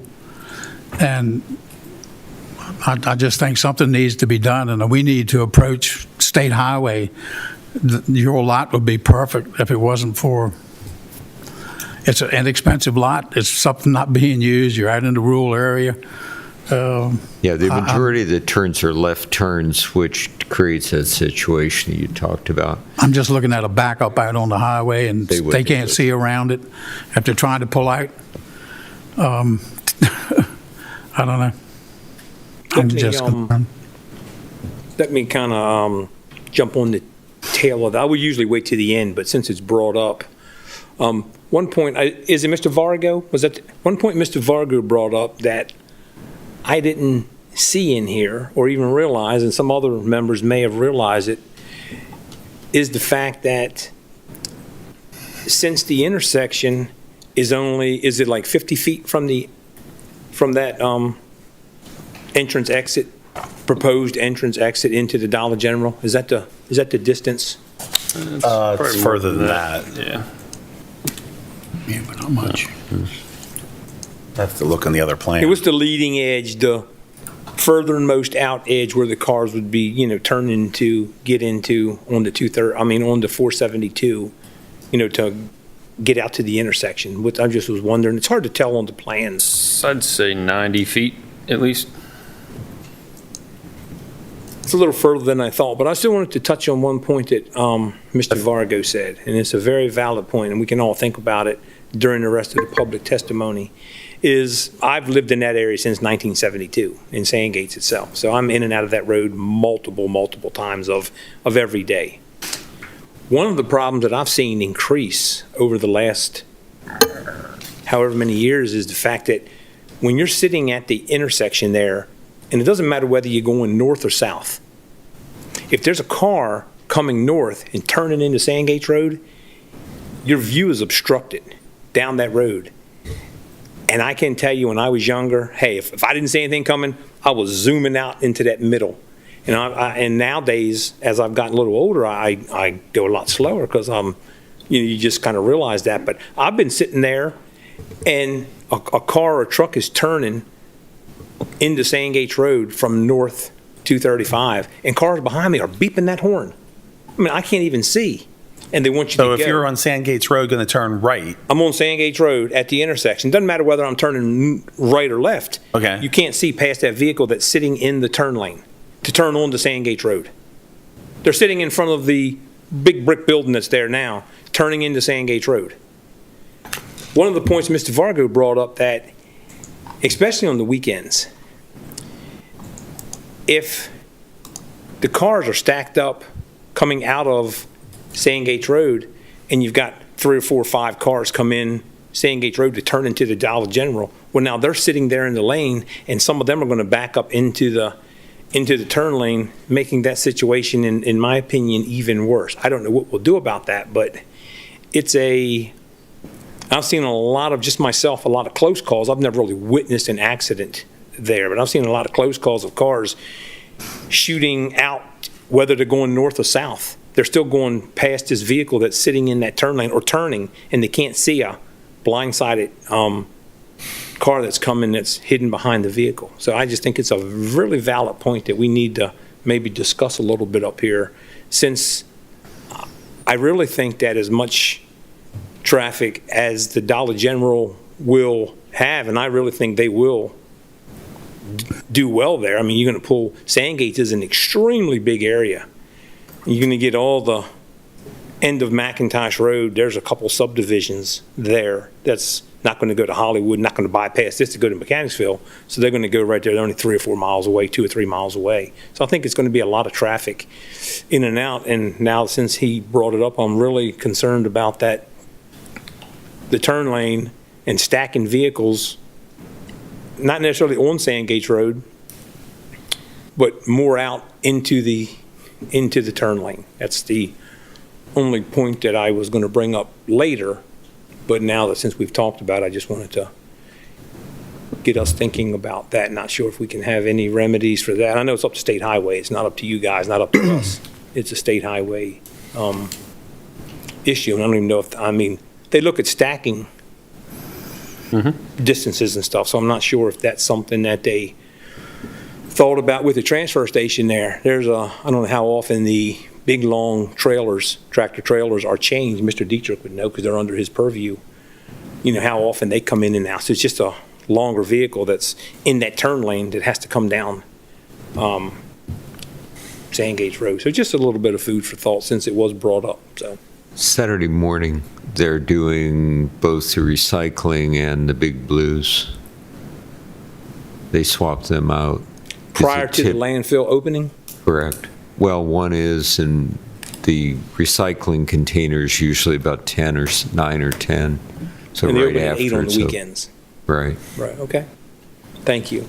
Yeah, and the situation you described with regard to the deacceleration lanes, that's a situation that exists throughout the county. Everywhere, right. It's everywhere, because when that car pulls over in the deacceleration lane, very seldom do you have a car that's trailing him not pull up beside him. And the problem, like you described, is when that car that's pulling up on the inside is lost in the silhouette of the deacceleration lane. And so in my situation, where we come out on 249, I almost never pull out into the travel lane, but rather pull onto the shoulder. I'll look pretty certain that there's nobody there, but I've learned to pull off on the shoulder. But that situation is not going to be remedied by the state, only by, and you can't really do anything about bad behavior. And that's not really bad behavior. It's just someone pulling into the deacceleration lane for the purpose it was constructed, so that traffic can move forward, so, but yeah, I agree. No, I don't have a problem with the vehicles pulling over there because that's what it's there for. Right, exactly. And most people are willing to wait, leaving the intersection. But if you've got vehicles, I think they estimate 20 or 25 feet for stacking of a vehicle. So if you got 90 feet, you got not even 4 vehicles down Sandgate Road to turn into the new Dollar General, and then you're going to have a few vehicles that may stack up there. As long as that keeps moving, the cars are usually willing to wait to come out onto 235, whether they're going north or south. But if you got 3, 4, 5, 6 vehicles sitting there that's not moving, I can tell you, they sit behind me and beep the horn. Right. It's just an impatience thing, and that's the only thing that from someone that travels that, and like Mr. Evans said, it's not just that intersection. It's plenty of intersections that And there are others where what they do is they add an acceleration lane on the other side, which gives you an opportunity to accelerate and then move. We don't have that there, though. Oh, we don't, exactly. We don't have it where we are either. Just a Anyway. quick point of view. Just an FYI, there's a Dollar General right outside my office. I look out my window every day at it, all day long. And I've told multiple people this, that, we have 44 parking spaces here, right? I've never seen anything close to that. Even during COVID, when everybody was going to the Dollar General, there's generally about 6 to 12 cars in that parking lot during the day. At any given time, they come and they go. We never see cars backed up. Not to say it wouldn't happen, but we never see cars, 2 or 3 or 4 cars exiting at the same time. It's a slow and steady. It goes on all day long. Do you guys own the Mechanicsville one? No, doesn't ring a bell. It's the one I typically go to. I don't know if I've ever only seen 6 to 12 cars there, but it's a pretty busy. Not saying it's dangerous getting in and out. I'm just saying there's a lot of cars. I've never been to the Hollywood one, but the one in Mechanicsville, there's a lot of people in and out of there all the time. So. Well, there's definitely a lot of people in and out all the time, Sure. But it's slow and steady. Hollywood's not a problem because it's on Old Hollywood Road. Right. Okay. Just making an observation from what we heard. Where is your office? We're in Waldorf. Where? Where if you're headed north or if you're headed toward 301, right before you get to the post office road, there's a donut connection on the right-hand side. I know where you're at. We're on the left-hand side. What's the speed limit there? 35 probably. You know what the speed limit is on 235? Oh, yeah. 85, because no one knows what 55 miles an hour is. Traffic volume. So And we don't have the divided highway either. We don't have a light. It's the same situation. Only it's the paved right and left turn lane with the arrows going both directions down the middle of the road there. And you're in the development district. And we're in the development district. Okay. That's all I had. Thank you. Okay. All right, we're going to go on to the next person. Hopefully he's still awake. Mr. Pilkington, Dale Pilkington. Thank you, Mr. Dietrich. And I know I saw you get sworn in too, I believe. Yes. Would you give us your name and address, please? Dale Pilkington, 26420 North Sandgates Road. Okay.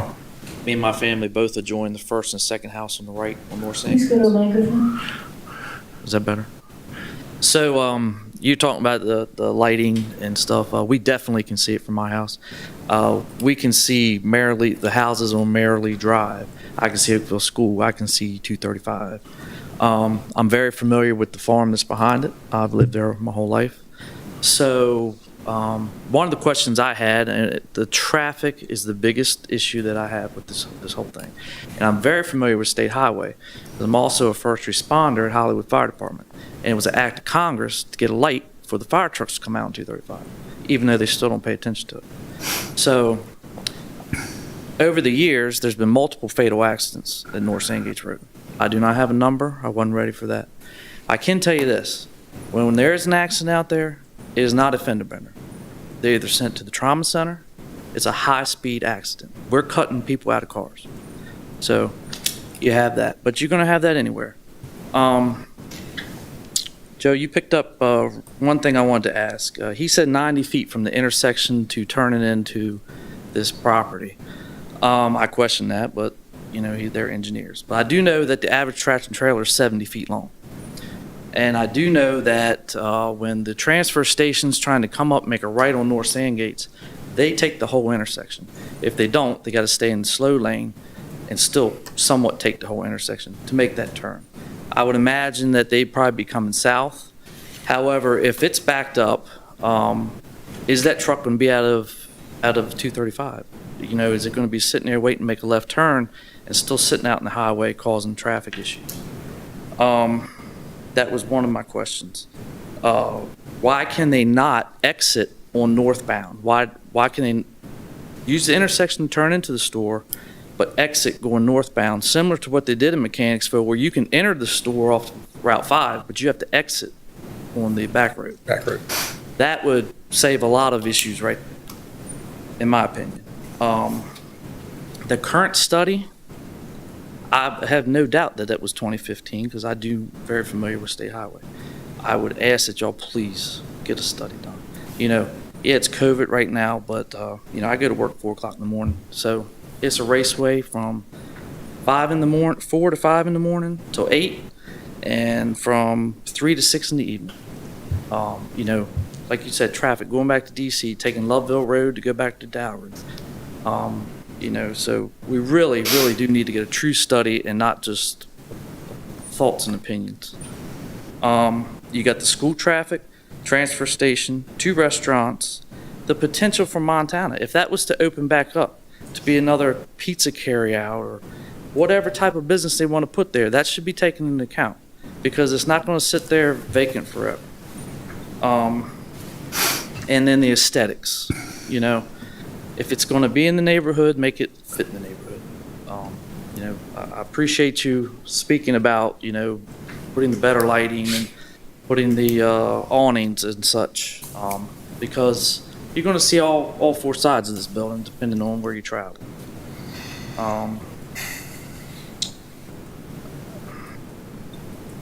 That's about it. It's just really about the traffic. We have a hard time getting out now. Whether you go out and make a right, me and my family try. If it's busy, we have to make a right to go north, make a U-turn at the school and come south to avoid the intersection. That's what I did. Okay, hold on. Does anybody have any questions, Mr. Pilkington?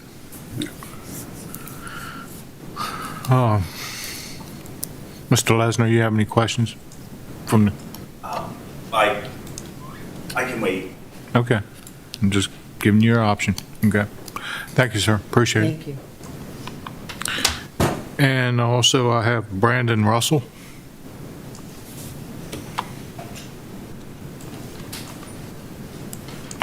Hi, good evening. I can't remember if I swore you in or not, Brandon. What's that? Did I swear you in? Yes. Okay, sorry. Didn't remember that. Give us your name and address, please. Yes, Brandon Russell, 22291 Meadow Lane, Leonardtown. I don't live near the proposed site of this Dollar General, but I am over there 5 days a week because I work in that area. And I can personally testify to the fact that that intersection is fraught with problems, all of which you've mentioned. And I can appreciate the lengthy discussion that you all have had with these individuals representing Dollar General about how this building looks and whether or not it should really go there. But it seems to me like this is trying to force a square peg into a round hole. It's just not right for the area. With 6 other Dollar Generals open and operating and sounds like a 7th or maybe more proposed or approved, what do we need this for? They have their data points. They say that there's a need. Well, I'm sure there is. There's a need for them to make money. But does the community really need this? I don't know. I don't think it does.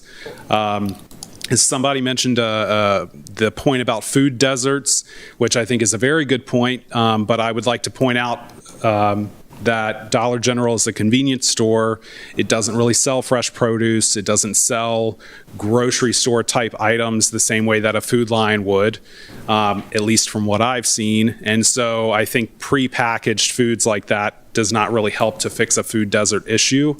I also would question the need for it as a business in general in the county, when we need to diversify business and focus more outside of retail businesses that pay low-level wages that people cannot support a family on. So that's a point I think that should be considered.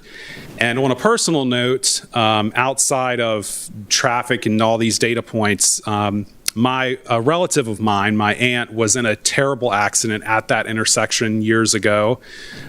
She very nearly lost her life.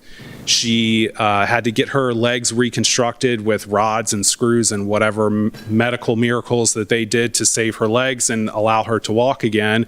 But there was a lot of work that went into that for her, a lot of physical therapy, and I mean, I can't even imagine. But that type of situation, I'm sure, is pretty common for a lot of people in this county, because I'm sure there's been a lot of accidents there, a lot of lives taken. And with the school so nearby, I don't think that putting more traffic, even if it would only add 50 trips like the data that was in your package said, I mean, 50 trips is 50 trips too many when there's 20,000 people coming through that intersection, according to a 6-year-old study. So for those reasons, I would ask that you not support this Dollar General being built. It is not the right place to put this in our county. Thank you. Okay, hold on. Does anybody have any questions, Mr. Ross? Applicant want to wait? Okay. Thank you, sir. Thank you. Okay, is there anybody else that wants to get up and speak?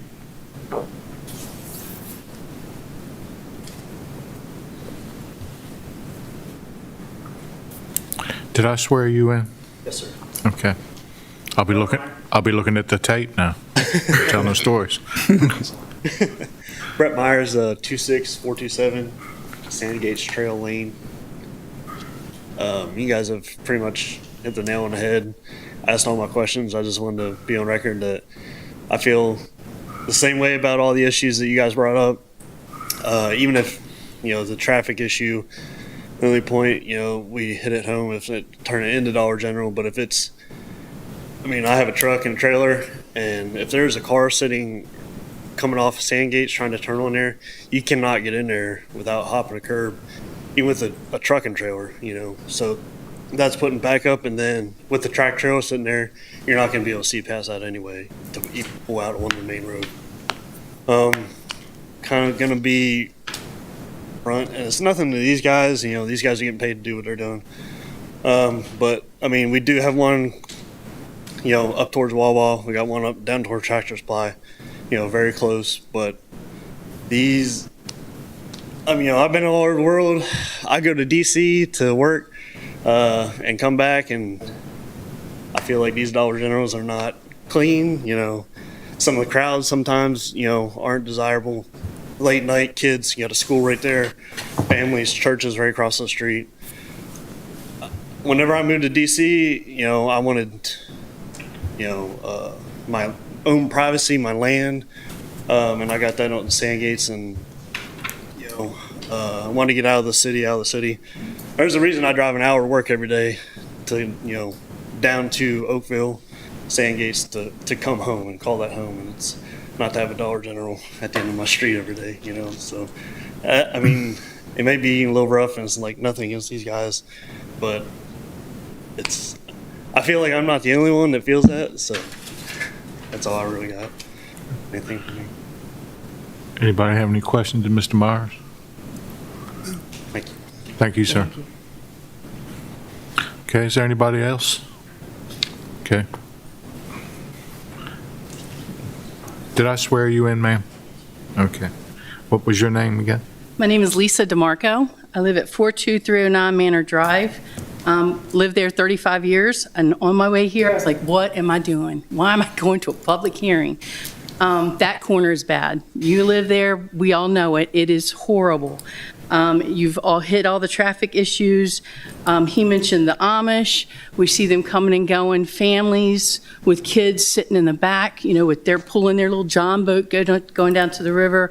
We've got crabbers and fishermen that come in with their big boats that go down to the river. Traffic is an issue. I appreciate all of you guys going and traveling that area at different times, but I'm here, and I know this is 25 years ago, but I lost a whole family. Whenever you go, there's going to be impacts to the traffic. And my friend was bringing her 6-year-old and her 6-month-old to my house to babysit at 8 o'clock in the morning. You had school buses trying to make their way to Oakville in October. Anyone who comes through there, I'm sure you know, October, if you're coming south on 235, the sun does not move. Whether it was 25 years ago or last year, October, that sun is setting right above the trees, and it's blinding. Between 8 and 8:30 in the morning, it is blinding. And she got into the median, and a dump truck traveling at a very high rate of speed hit her and killed all 3. So I do know of 3 deaths that happened at North Sandgates Road. It was horrific. My kids were on the school bus. They didn't know who it was. They kind of recognized the van, but all those school kids saw what was going on, and it was horrible. We have one 5 miles north. We have one 7 miles south. We do not, I'm sorry, but the people of Sandgates, I represent like the Manor Drive, Calvert Circle. We've all been talking, and they don't think, I've heard it said, it's not ideal, and we do not want to see a Dollar General come in. You can go north, you can go south, they're very close. And so the no ideal, the people I've talked to in our community just say no. They just say no. It's not necessary, it's not needed, it's not wanted in our little rural area of an agricultural area that's being preserved. So, thank you. Any questions? Okay. Hold on. Any questions? Thank you, ma'am. Okay, is there anybody else? Okay. All right, if there's nobody else that wants to speak, I'll go ahead and close the public testimony at this time. And, who, the applicant? Oh, yeah, no. It's rebuttal time. Okay. Mr. Lesner, you have time to do a rebuttal. You've heard what the neighborhood is and citizens have said.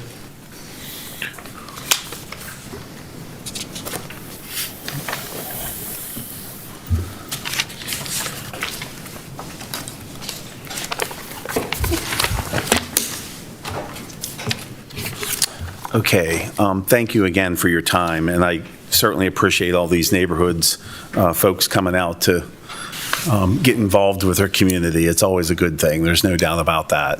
Obviously, we have you all have some concerns, but I would like to offer that the site does meet all the county regulations. We've gone through TEC review. We've gotten all the proper approvals for concept approval. We've made it this far.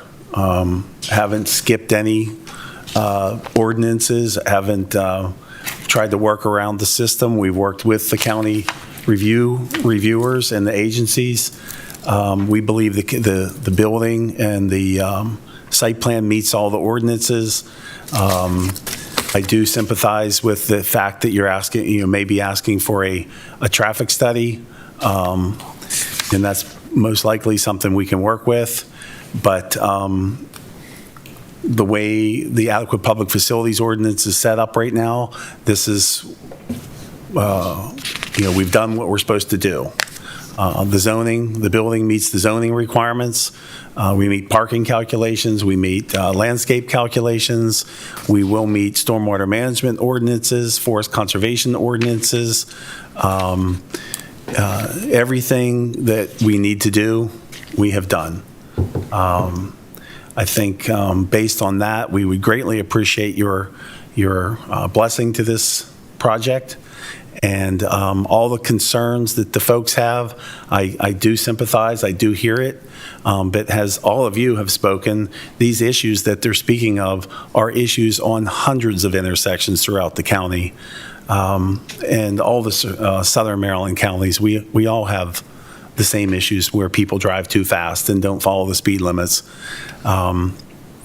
Again, I do sympathize with the folks, but we will do everything we need to do to get the project approved under all the current ordinances in a timely manner, and we'd be glad to, of course, make all that information public, that anybody who wants to, they can come to the county office, to the Lugum office, and ask questions to make sure we followed up on everything. So with that, I certainly would entertain any questions that you have. I think Ben has a little bit of information about some things that were said by some folks that he would like to offer also. Yeah, I think you hit everything I was going to retouch on. Just one minor thing, it's more than a dollar store, it's more than a retail store. It does have expanded coolers and freezers, and people can go grocery shopping at this store, so it's more than just a retail store. It's like a general store, neighborhood general store. If they just had a different name, if they didn't have dollar in their name, it'd be, people would not think it was just a cheap dollar store. Okay. That's it. Okay. Thank you. Okay. Any questions on any of the rebuttal items? Okay. Thank you all. Okay, we'll close testimony and begin with board deliberations.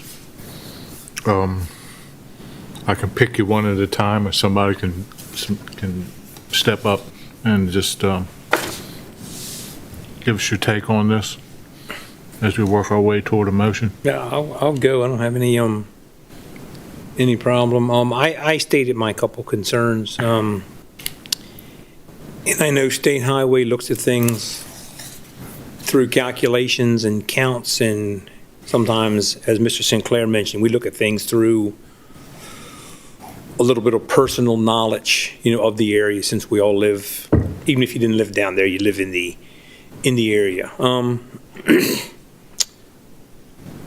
My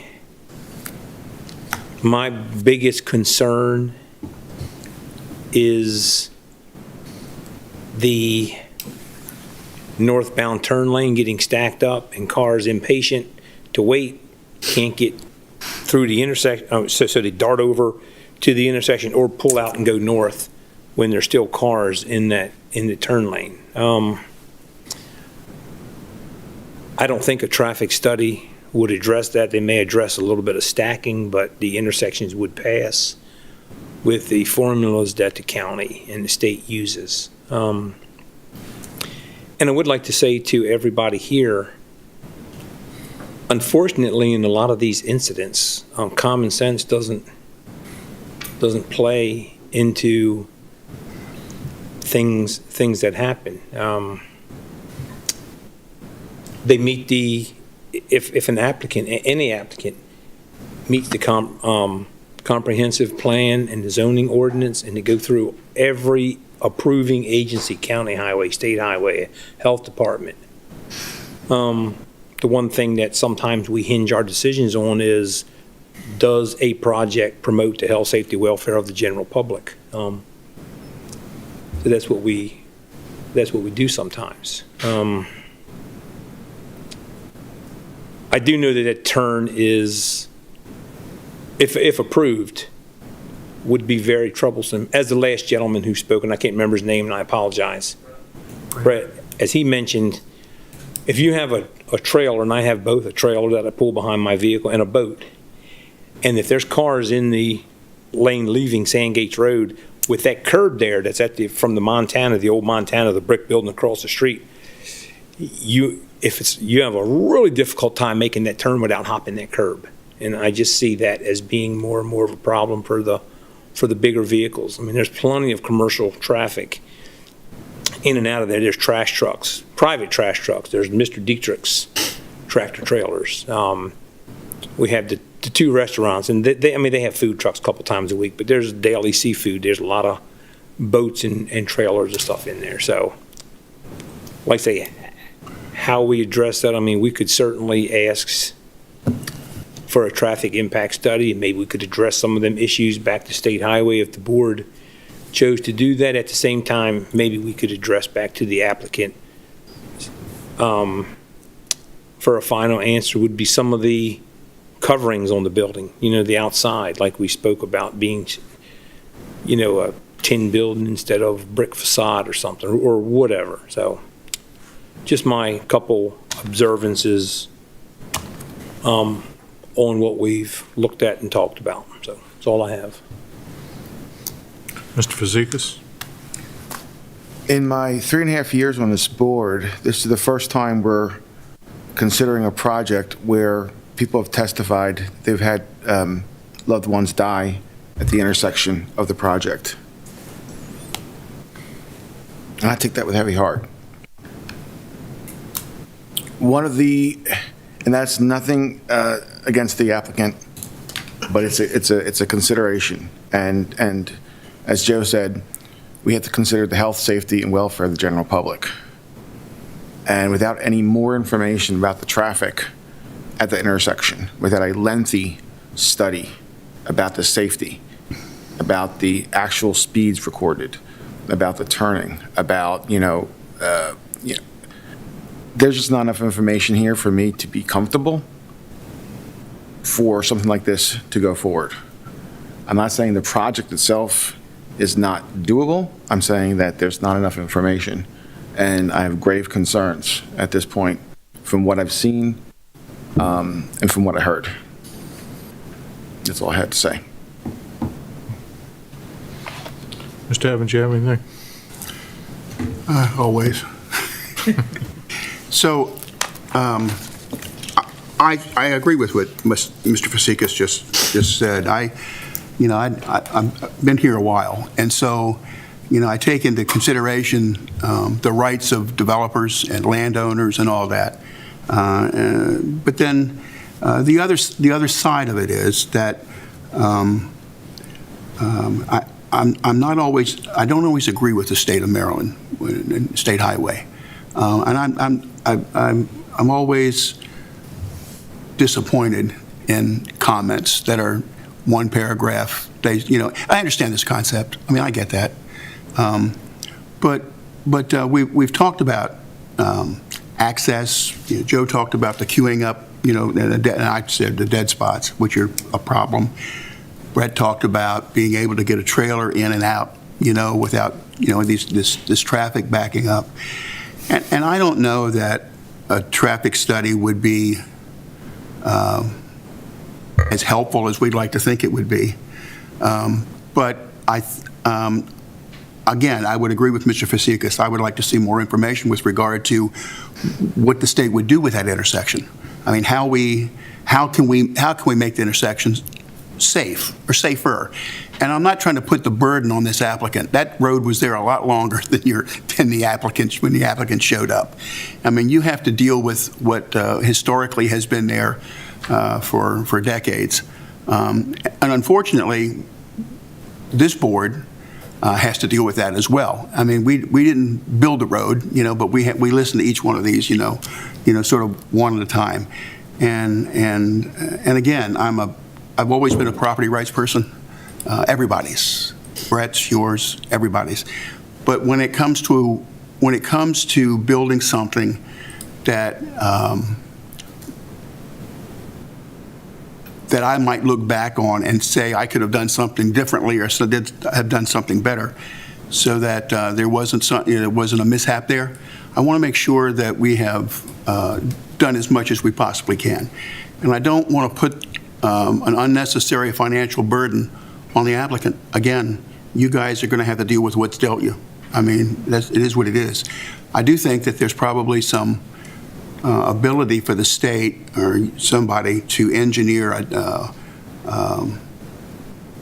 that road so that it's more, I don't want to say palatable because that's not really the word, safer. so that it's a little safer than the way it is now.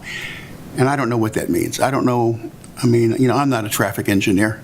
I mean, I've seen a lot of engineering, but, I just don't know. But I do think that the state or Mr. Dietrich, whatever, providing us with more information with regard to that intersection and its functionality, whether or not we could do what Joe suggested and paint what you do in the middle. I don't know. I don't know about all that, but I do know this. The way it is now, I have not a problem necessarily with building it, although I am concerned with regard to putting 10 pounds of mud in a 5-pound sack. I don't want to say it quite right, but that's what it is. But you're right. You have crossed all your T's and you've dotted all your I's, and you've done all of that. Our job is to make sure that once all that's done, that it's safe. And the only tool we have really is to make sure that it's going to be safe. And so we can do that. And I think that possibly asking for someone to provide us with whatever information that would be, whether it's traffic study, whatever it is, and we've seen a lot of them. It's not that we're not going to we understand the format because the formats are all the same. I think it would be helpful. And I would like to see more information come from the state of Maryland, too. I think they can be a bit more helpful other than to say, "Olay," and we'll see you down the road. Again, I understand it's a concept, and you guys have other hurdles to take care of, but as a planning commission, we just want to do the best job we can do, with projects like this. So I think I need more information with regard to the intersection and the safety of the intersection, and how we can probably mitigate some of the issues that clearly were described here. So that's where I am. Right. I'm just going to echo basically what the three of you said, and that is this project, in my opinion, presents. Please use the microphone. This project presents a safety issue that heretofore does not exist today. And again, I'm going to reiterate what they just said. It is our responsibility on this planning commission to make sure that we are looking out for the safety and welfare of our residents. And I am not comfortable that can be done with this project. If there's more information and maybe a different setback so that it's not that close, and I don't know if it's even possible. I'm not an engineer either, so if there's a better way that maybe would deter some of these issues, I'd like to see it. But at this point, I just don't feel comfortable with this. Mr. St. Clair? Well, I think you've heard some of the issues that I had, and I reiterate what everyone else is saying. I'm just sitting here, and I said 15 years. I'm 72 years old. I've traveled that road longer than that. I've had 3 businesses in Sandy Bottom, Swing and Swat, Early Bird, antique business right there, and I had to always go home to Loveville. I threaded that needle, but nor did I realize that it was her family that I witnessed that day. Until tonight, I did not know. I just had general concerns about that intersection. People, I don't know whether it's in their DNA, stupidity, whatever you want to call it, will stack in that intersection 3 side by side. Is it your fault? No. You've done your bottom dollar on your on your store. I keep playing on words. But gentlemen, you might have met all the requirements, but the safety issue, whether you're going to add to it or whether it's a mistake of the state, I cannot put my vote on a yay knowing that it's going to be added on to and make it a bigger problem at that intersection. You may live in Waldorf with a 35-mile-an-hour speed limit. I pulled out of there with a 26-foot Cobia with a F-350 Ford, and I'm pushing close to 50 feet in length. And I won't even go to Sandgates anymore. Because, number one, people coming north, they don't even have a turn signal on. And you'll get halfway across that road, and they'll make the turn to go into Sandgates. And I've got my family with me in that truck, and I decided, no way. I just can't do it. I know what's there. Did you meet everything? Yes, according to engineers, reports, designers, and everything else. But you have not satisfied me so far as that safety issue. And Mr. Pilkington works as a first responder. And I have seen pieces of cars split in half, and I don't know whether they were deceased, mangled, or whatever. And I'll be willing to bet you now, I've doubled that length of time, gentlemen. I've traveled it for 30 years. I don't want it to come down to the almighty dollar or the safety of the people that's traveling that road. If it's the state's fault, then we need to get on them and get on them bad. Because if you're heading north, most people won't hit the brakes until they get probably to Wentworth. And I guarantee if you put a radar out there, you'll find out the average speed is about 65 miles an hour. And if you think you can pull out of there and hit your gas to get in front of them, you're badly mistaken. You just pull out, say the Hail Mary, and pull on. And that's, I'm sorry, to me, you have not met the health. It may not be you, but somebody. And I cannot sign off on something that I know it's not if, it's when it's going to happen again, and you all are going to add more to it. I hope you can work with the state. The state needs to do something. When 235 was put down through there, the dual lane, it was the almighty dollar that ruled it again. The width of that highway came from the acquisition of the land that was on either side. That median strip was based upon the traffic study at the time, not the base doubling, quadrupling, and all the traffic coming. Those little intersections were made for the time, which was 30, 40 years ago. And it just scares me to death that the state is not stepping up, that it's the almighty dollar that rules them as well, because it doesn't fit their budget and they won't acquisition more land and make a bigger, wider intersection for people to get in there and get out safely. So that's all I have to say. Mr. Hall? I think we've said everything that needs to be stated about vehicle traffic on at that intersection. For cyclists, I just want to speak about that because there's a lot of increase. I mean, there's an increased usage of 235 as far as bikes go, bicycles, excuse me. Me being one of them, I'm proud to say that I actually rode my bike from behind the Kmart all the way up to Loveville myself. I'm trying to make it all the way up to the Three Notch Trail, and I use that shoulder to make that ride. If you're coming up and down, coming up on the north side, when people are at those yard sales, we're forced to go into traffic as is, and it gets real sketchy out there.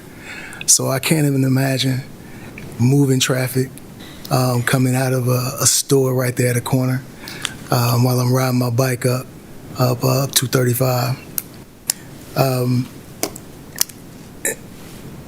I have to say something about the fact that we talk about what do you say, the 10 pounds in the 5-pound bag. The analysis that was done there was done in 2020 pre-COVID. So, I mean, I would assume that the numbers probably changed given what happened over the past year and a half. And I think that we have to consider the fact that brick and mortar retail is not really way of the future. So we can plan for the next 15 years and have additional empty buildings up and down 235, or we can kind of read the writing on the wall and understand they only lease for 15 years. They'll be out of here and won't have any type of connection or requirement or obligation to St. Mary's County after that 15-year mark. So, yeah, I'm not comfortable with it.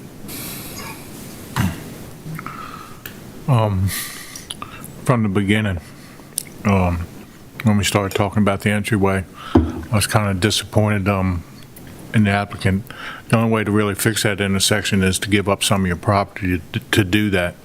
There would need to be another lane added so that I'll say when people are heading north on 235, they could have 2 lanes that go down Sandgates Road, one that could turn into your store, one so people could go around it and not stack that intersection up. Also coming out of Sandgates Road. But from the beginning, even you all said it, you're very constricted on what you can put on that site. So to me, that site's not made for that store. Now, there's something somewhere along the line, sometime, somewhere, that's going to go there. I mean, if you had bought the Montana site on the other side, we'd probably be having a whole different conversation here tonight. But that wasn't for sale or for whatever. But that site isn't big enough for what you want to do. And this is all my opinion. You have very dangerous, we went through this on a couple of sites here in the county. Some of them came out good, some of them came out bad, some of them went to appeals board, some of them didn't.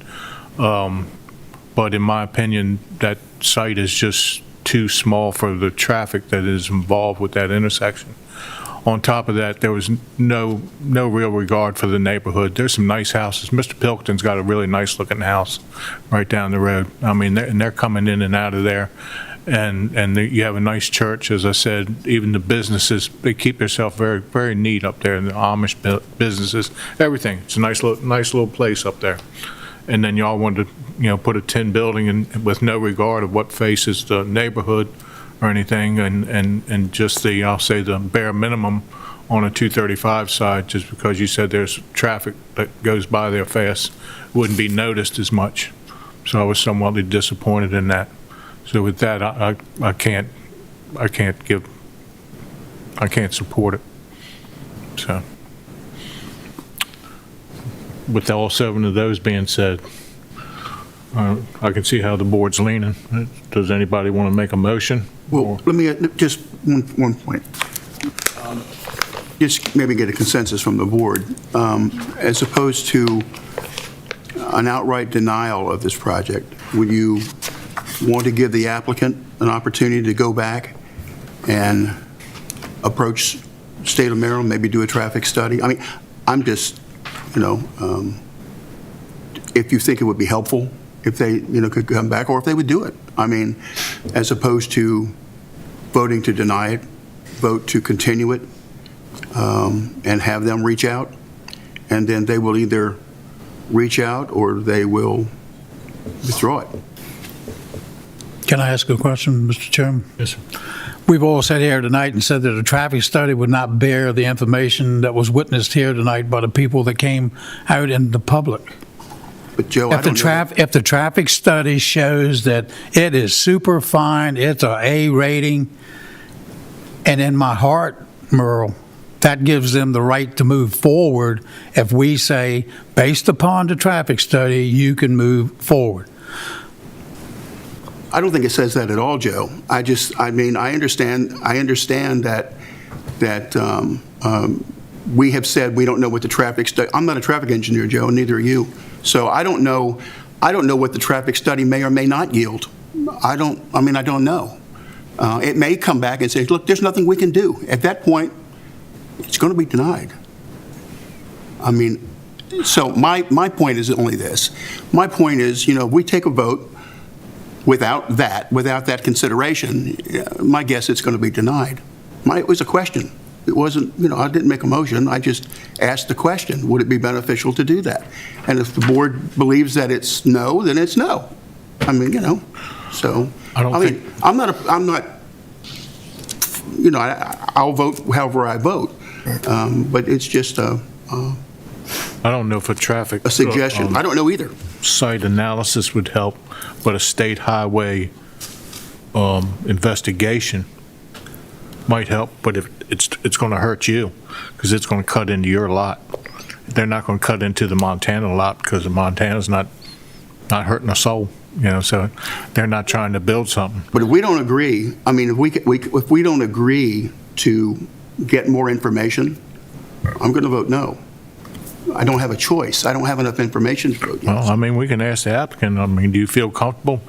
You hear what we said, and if a traffic study was to come back. I certainly appreciate this conversation. I mean, you're all being honest and you're saying your mind. I do get the impression that the public testimony and a lot of you are going by, I'll say, personal feelings and personal input, and we're not necessarily following the ordinances.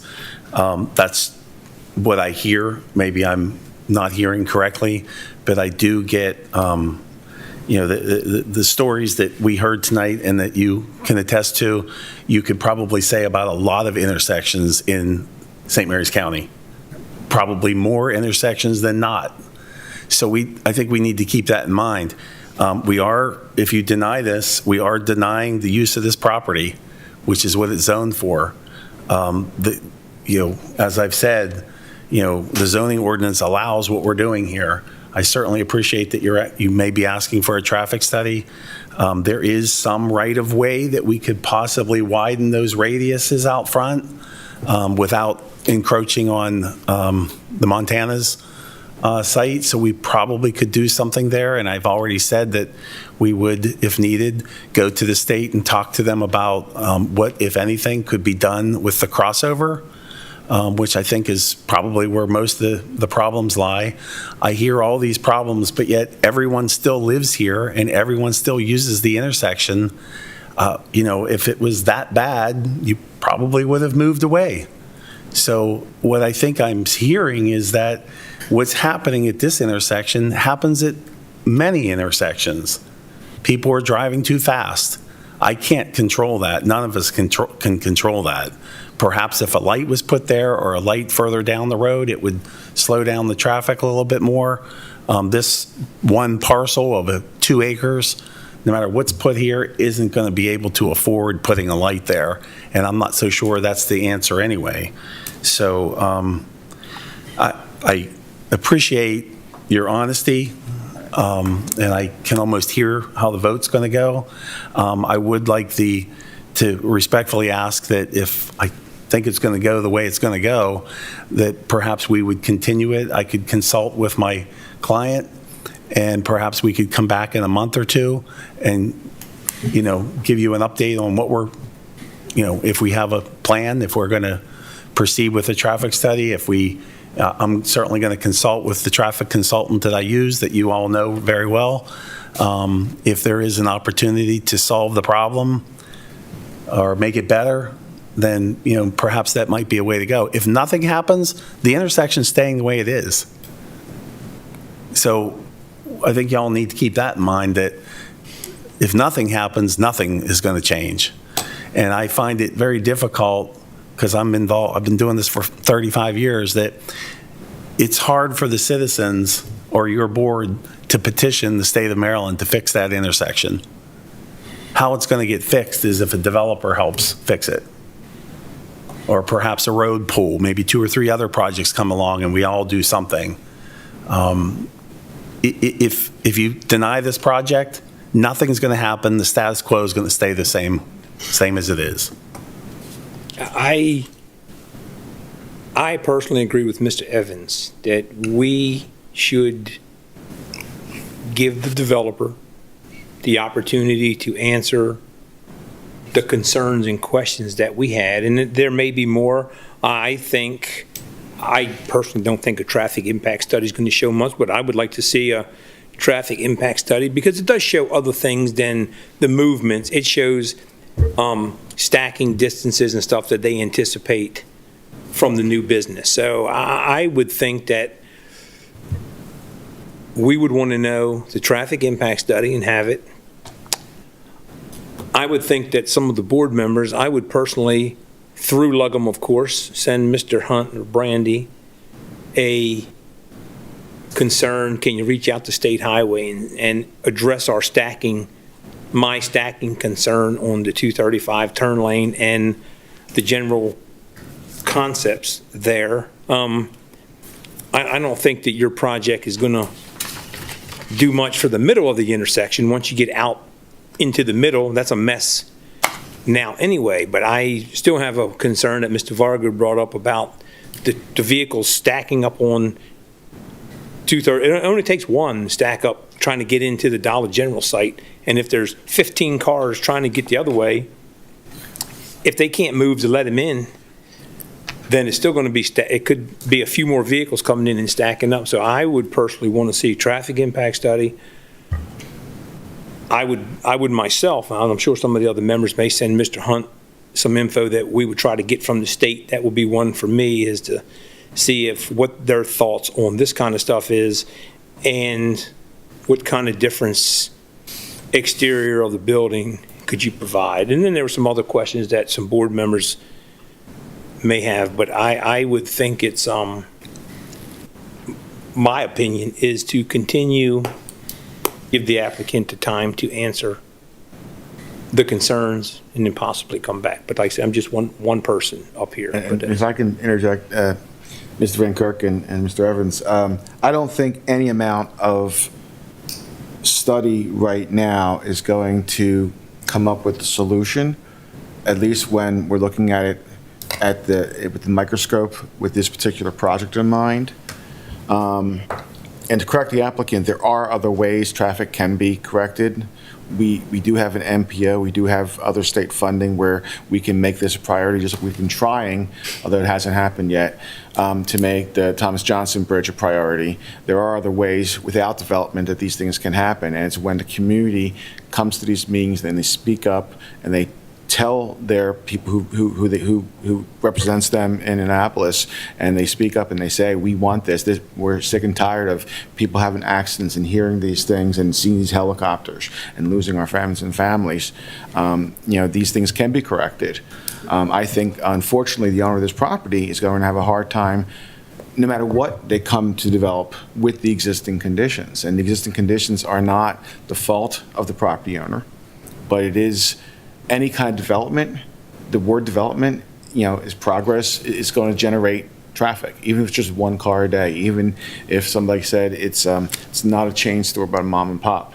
If I opened up a crocheting business, for example, not that I would, but if I did, even that one extra car could be the next instigator of an accident at that intersection. So anything coming forward to this, until that traffic situation is rectified, I don't think is going to get my vote. So I do think that the applicant has the rights to go back and do that, but I don't think that in this situation there's going to be enough evidence to come back to us to change enough minds on the case. It's not what you guys have done in terms of trying to develop the property, and it's not about Dollar General itself. I think it's just about the other extraneous situations and conditions adjacent to the property. I take exception with two of the statements you made. Yes, you followed the points of the law, but it's still a small piece of property with a building that you even said is so tight that you had to do configurations with at a bad intersection. And you also said that if the intersection was that bad, that people would have moved away. St. Mary's County people don't move away. We're here. We grew up with that intersection. Mr. Pilkerton knows that intersection. That lady back there knows that intersection.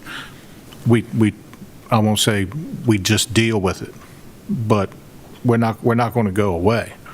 And with somebody else coming in and doing the least amount of I'll say preparation in order to try to do this, in my opinion, I think I can't go for it.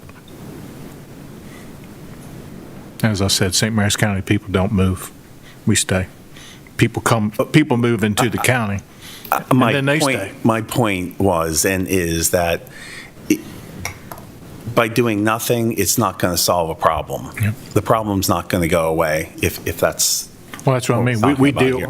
That's what we mean. We But just it's not deal. going to increase either. Yeah, we just deal with what we have to deal with. So. Right, but with new development, and if there is an upgrade, there is a possibility that upgrades could be done to help solve the problem. I'd like to see them do away with the intersection. Well, that's probably not a bad idea. You could make it a right turn only and get rid of the crossover. Well, I mean, if it was to be turned down tonight, whether it be approved or turned down, if it was turned down, you have another avenue to go, and that would be the Board of Appeals, to give them what you said. I can't speak for the Board of Appeals. They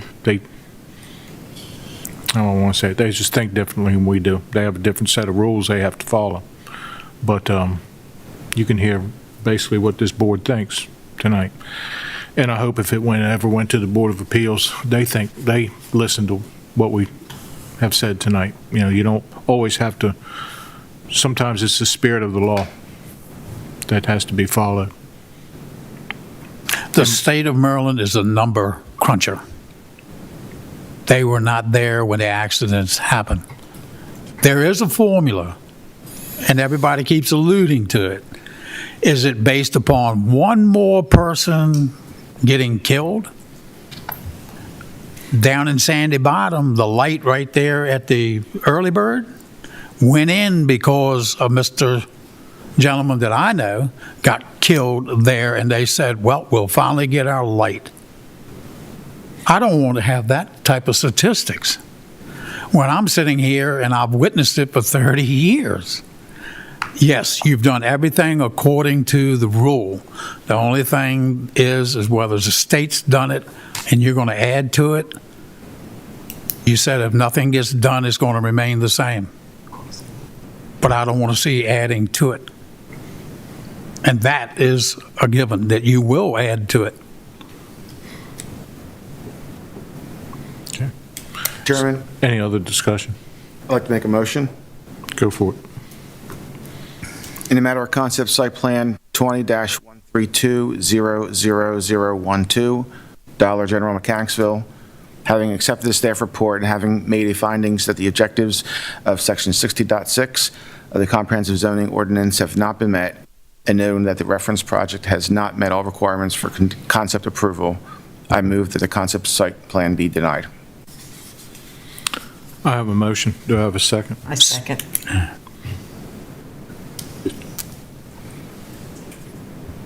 Okay. Mr. Fazekas, we're voting now. Mr. Fazekas? Nay. Holton? Just a point. Any point. discussion? I should have maybe brought up before. I brought up the thought of having a traffic study done. So the consensus of the board is that not something that they would want to do? Well, okay, then the answer, Joe and I said, I can make a consensus to that if you would like to hold your motion. I'll withdraw my motion for now. Yeah, I'd just like to poll the board, just to get an idea. And if the answer is no, the answer is no. No. Almost on your. No. No. No. No? Yes. Yes. No. Okay, motion. Okay. Nay. We still have your motion then. My motion stands. Nay. Motion stands, and your second stands. Just want to make sure I'm doing this right. So now I'm voting on the motion. You vote Nay. yay. Hold up. Well, you vote for your motion. Yeah. Your motion was to deny. So Sorry. you have to vote yes. So you have to vote yes. Aye. That's Those on voting ballots like that too, Gotta you know. be specific. Forgive me, I haven't been here. Got to be Yes. specific. Aye. Mr. Evans? Yeah, so lacking further information, I would say aye as well. Same aye. Okay. Ms. Roebuck? Aye. Mr. Hall?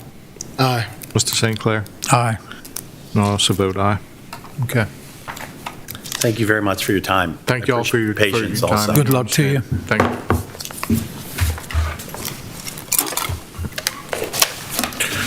Is there any other business? Motion to adjourn. Have a second? All in favor of the motion? Aye. Okay, we're adjourned. Thank you.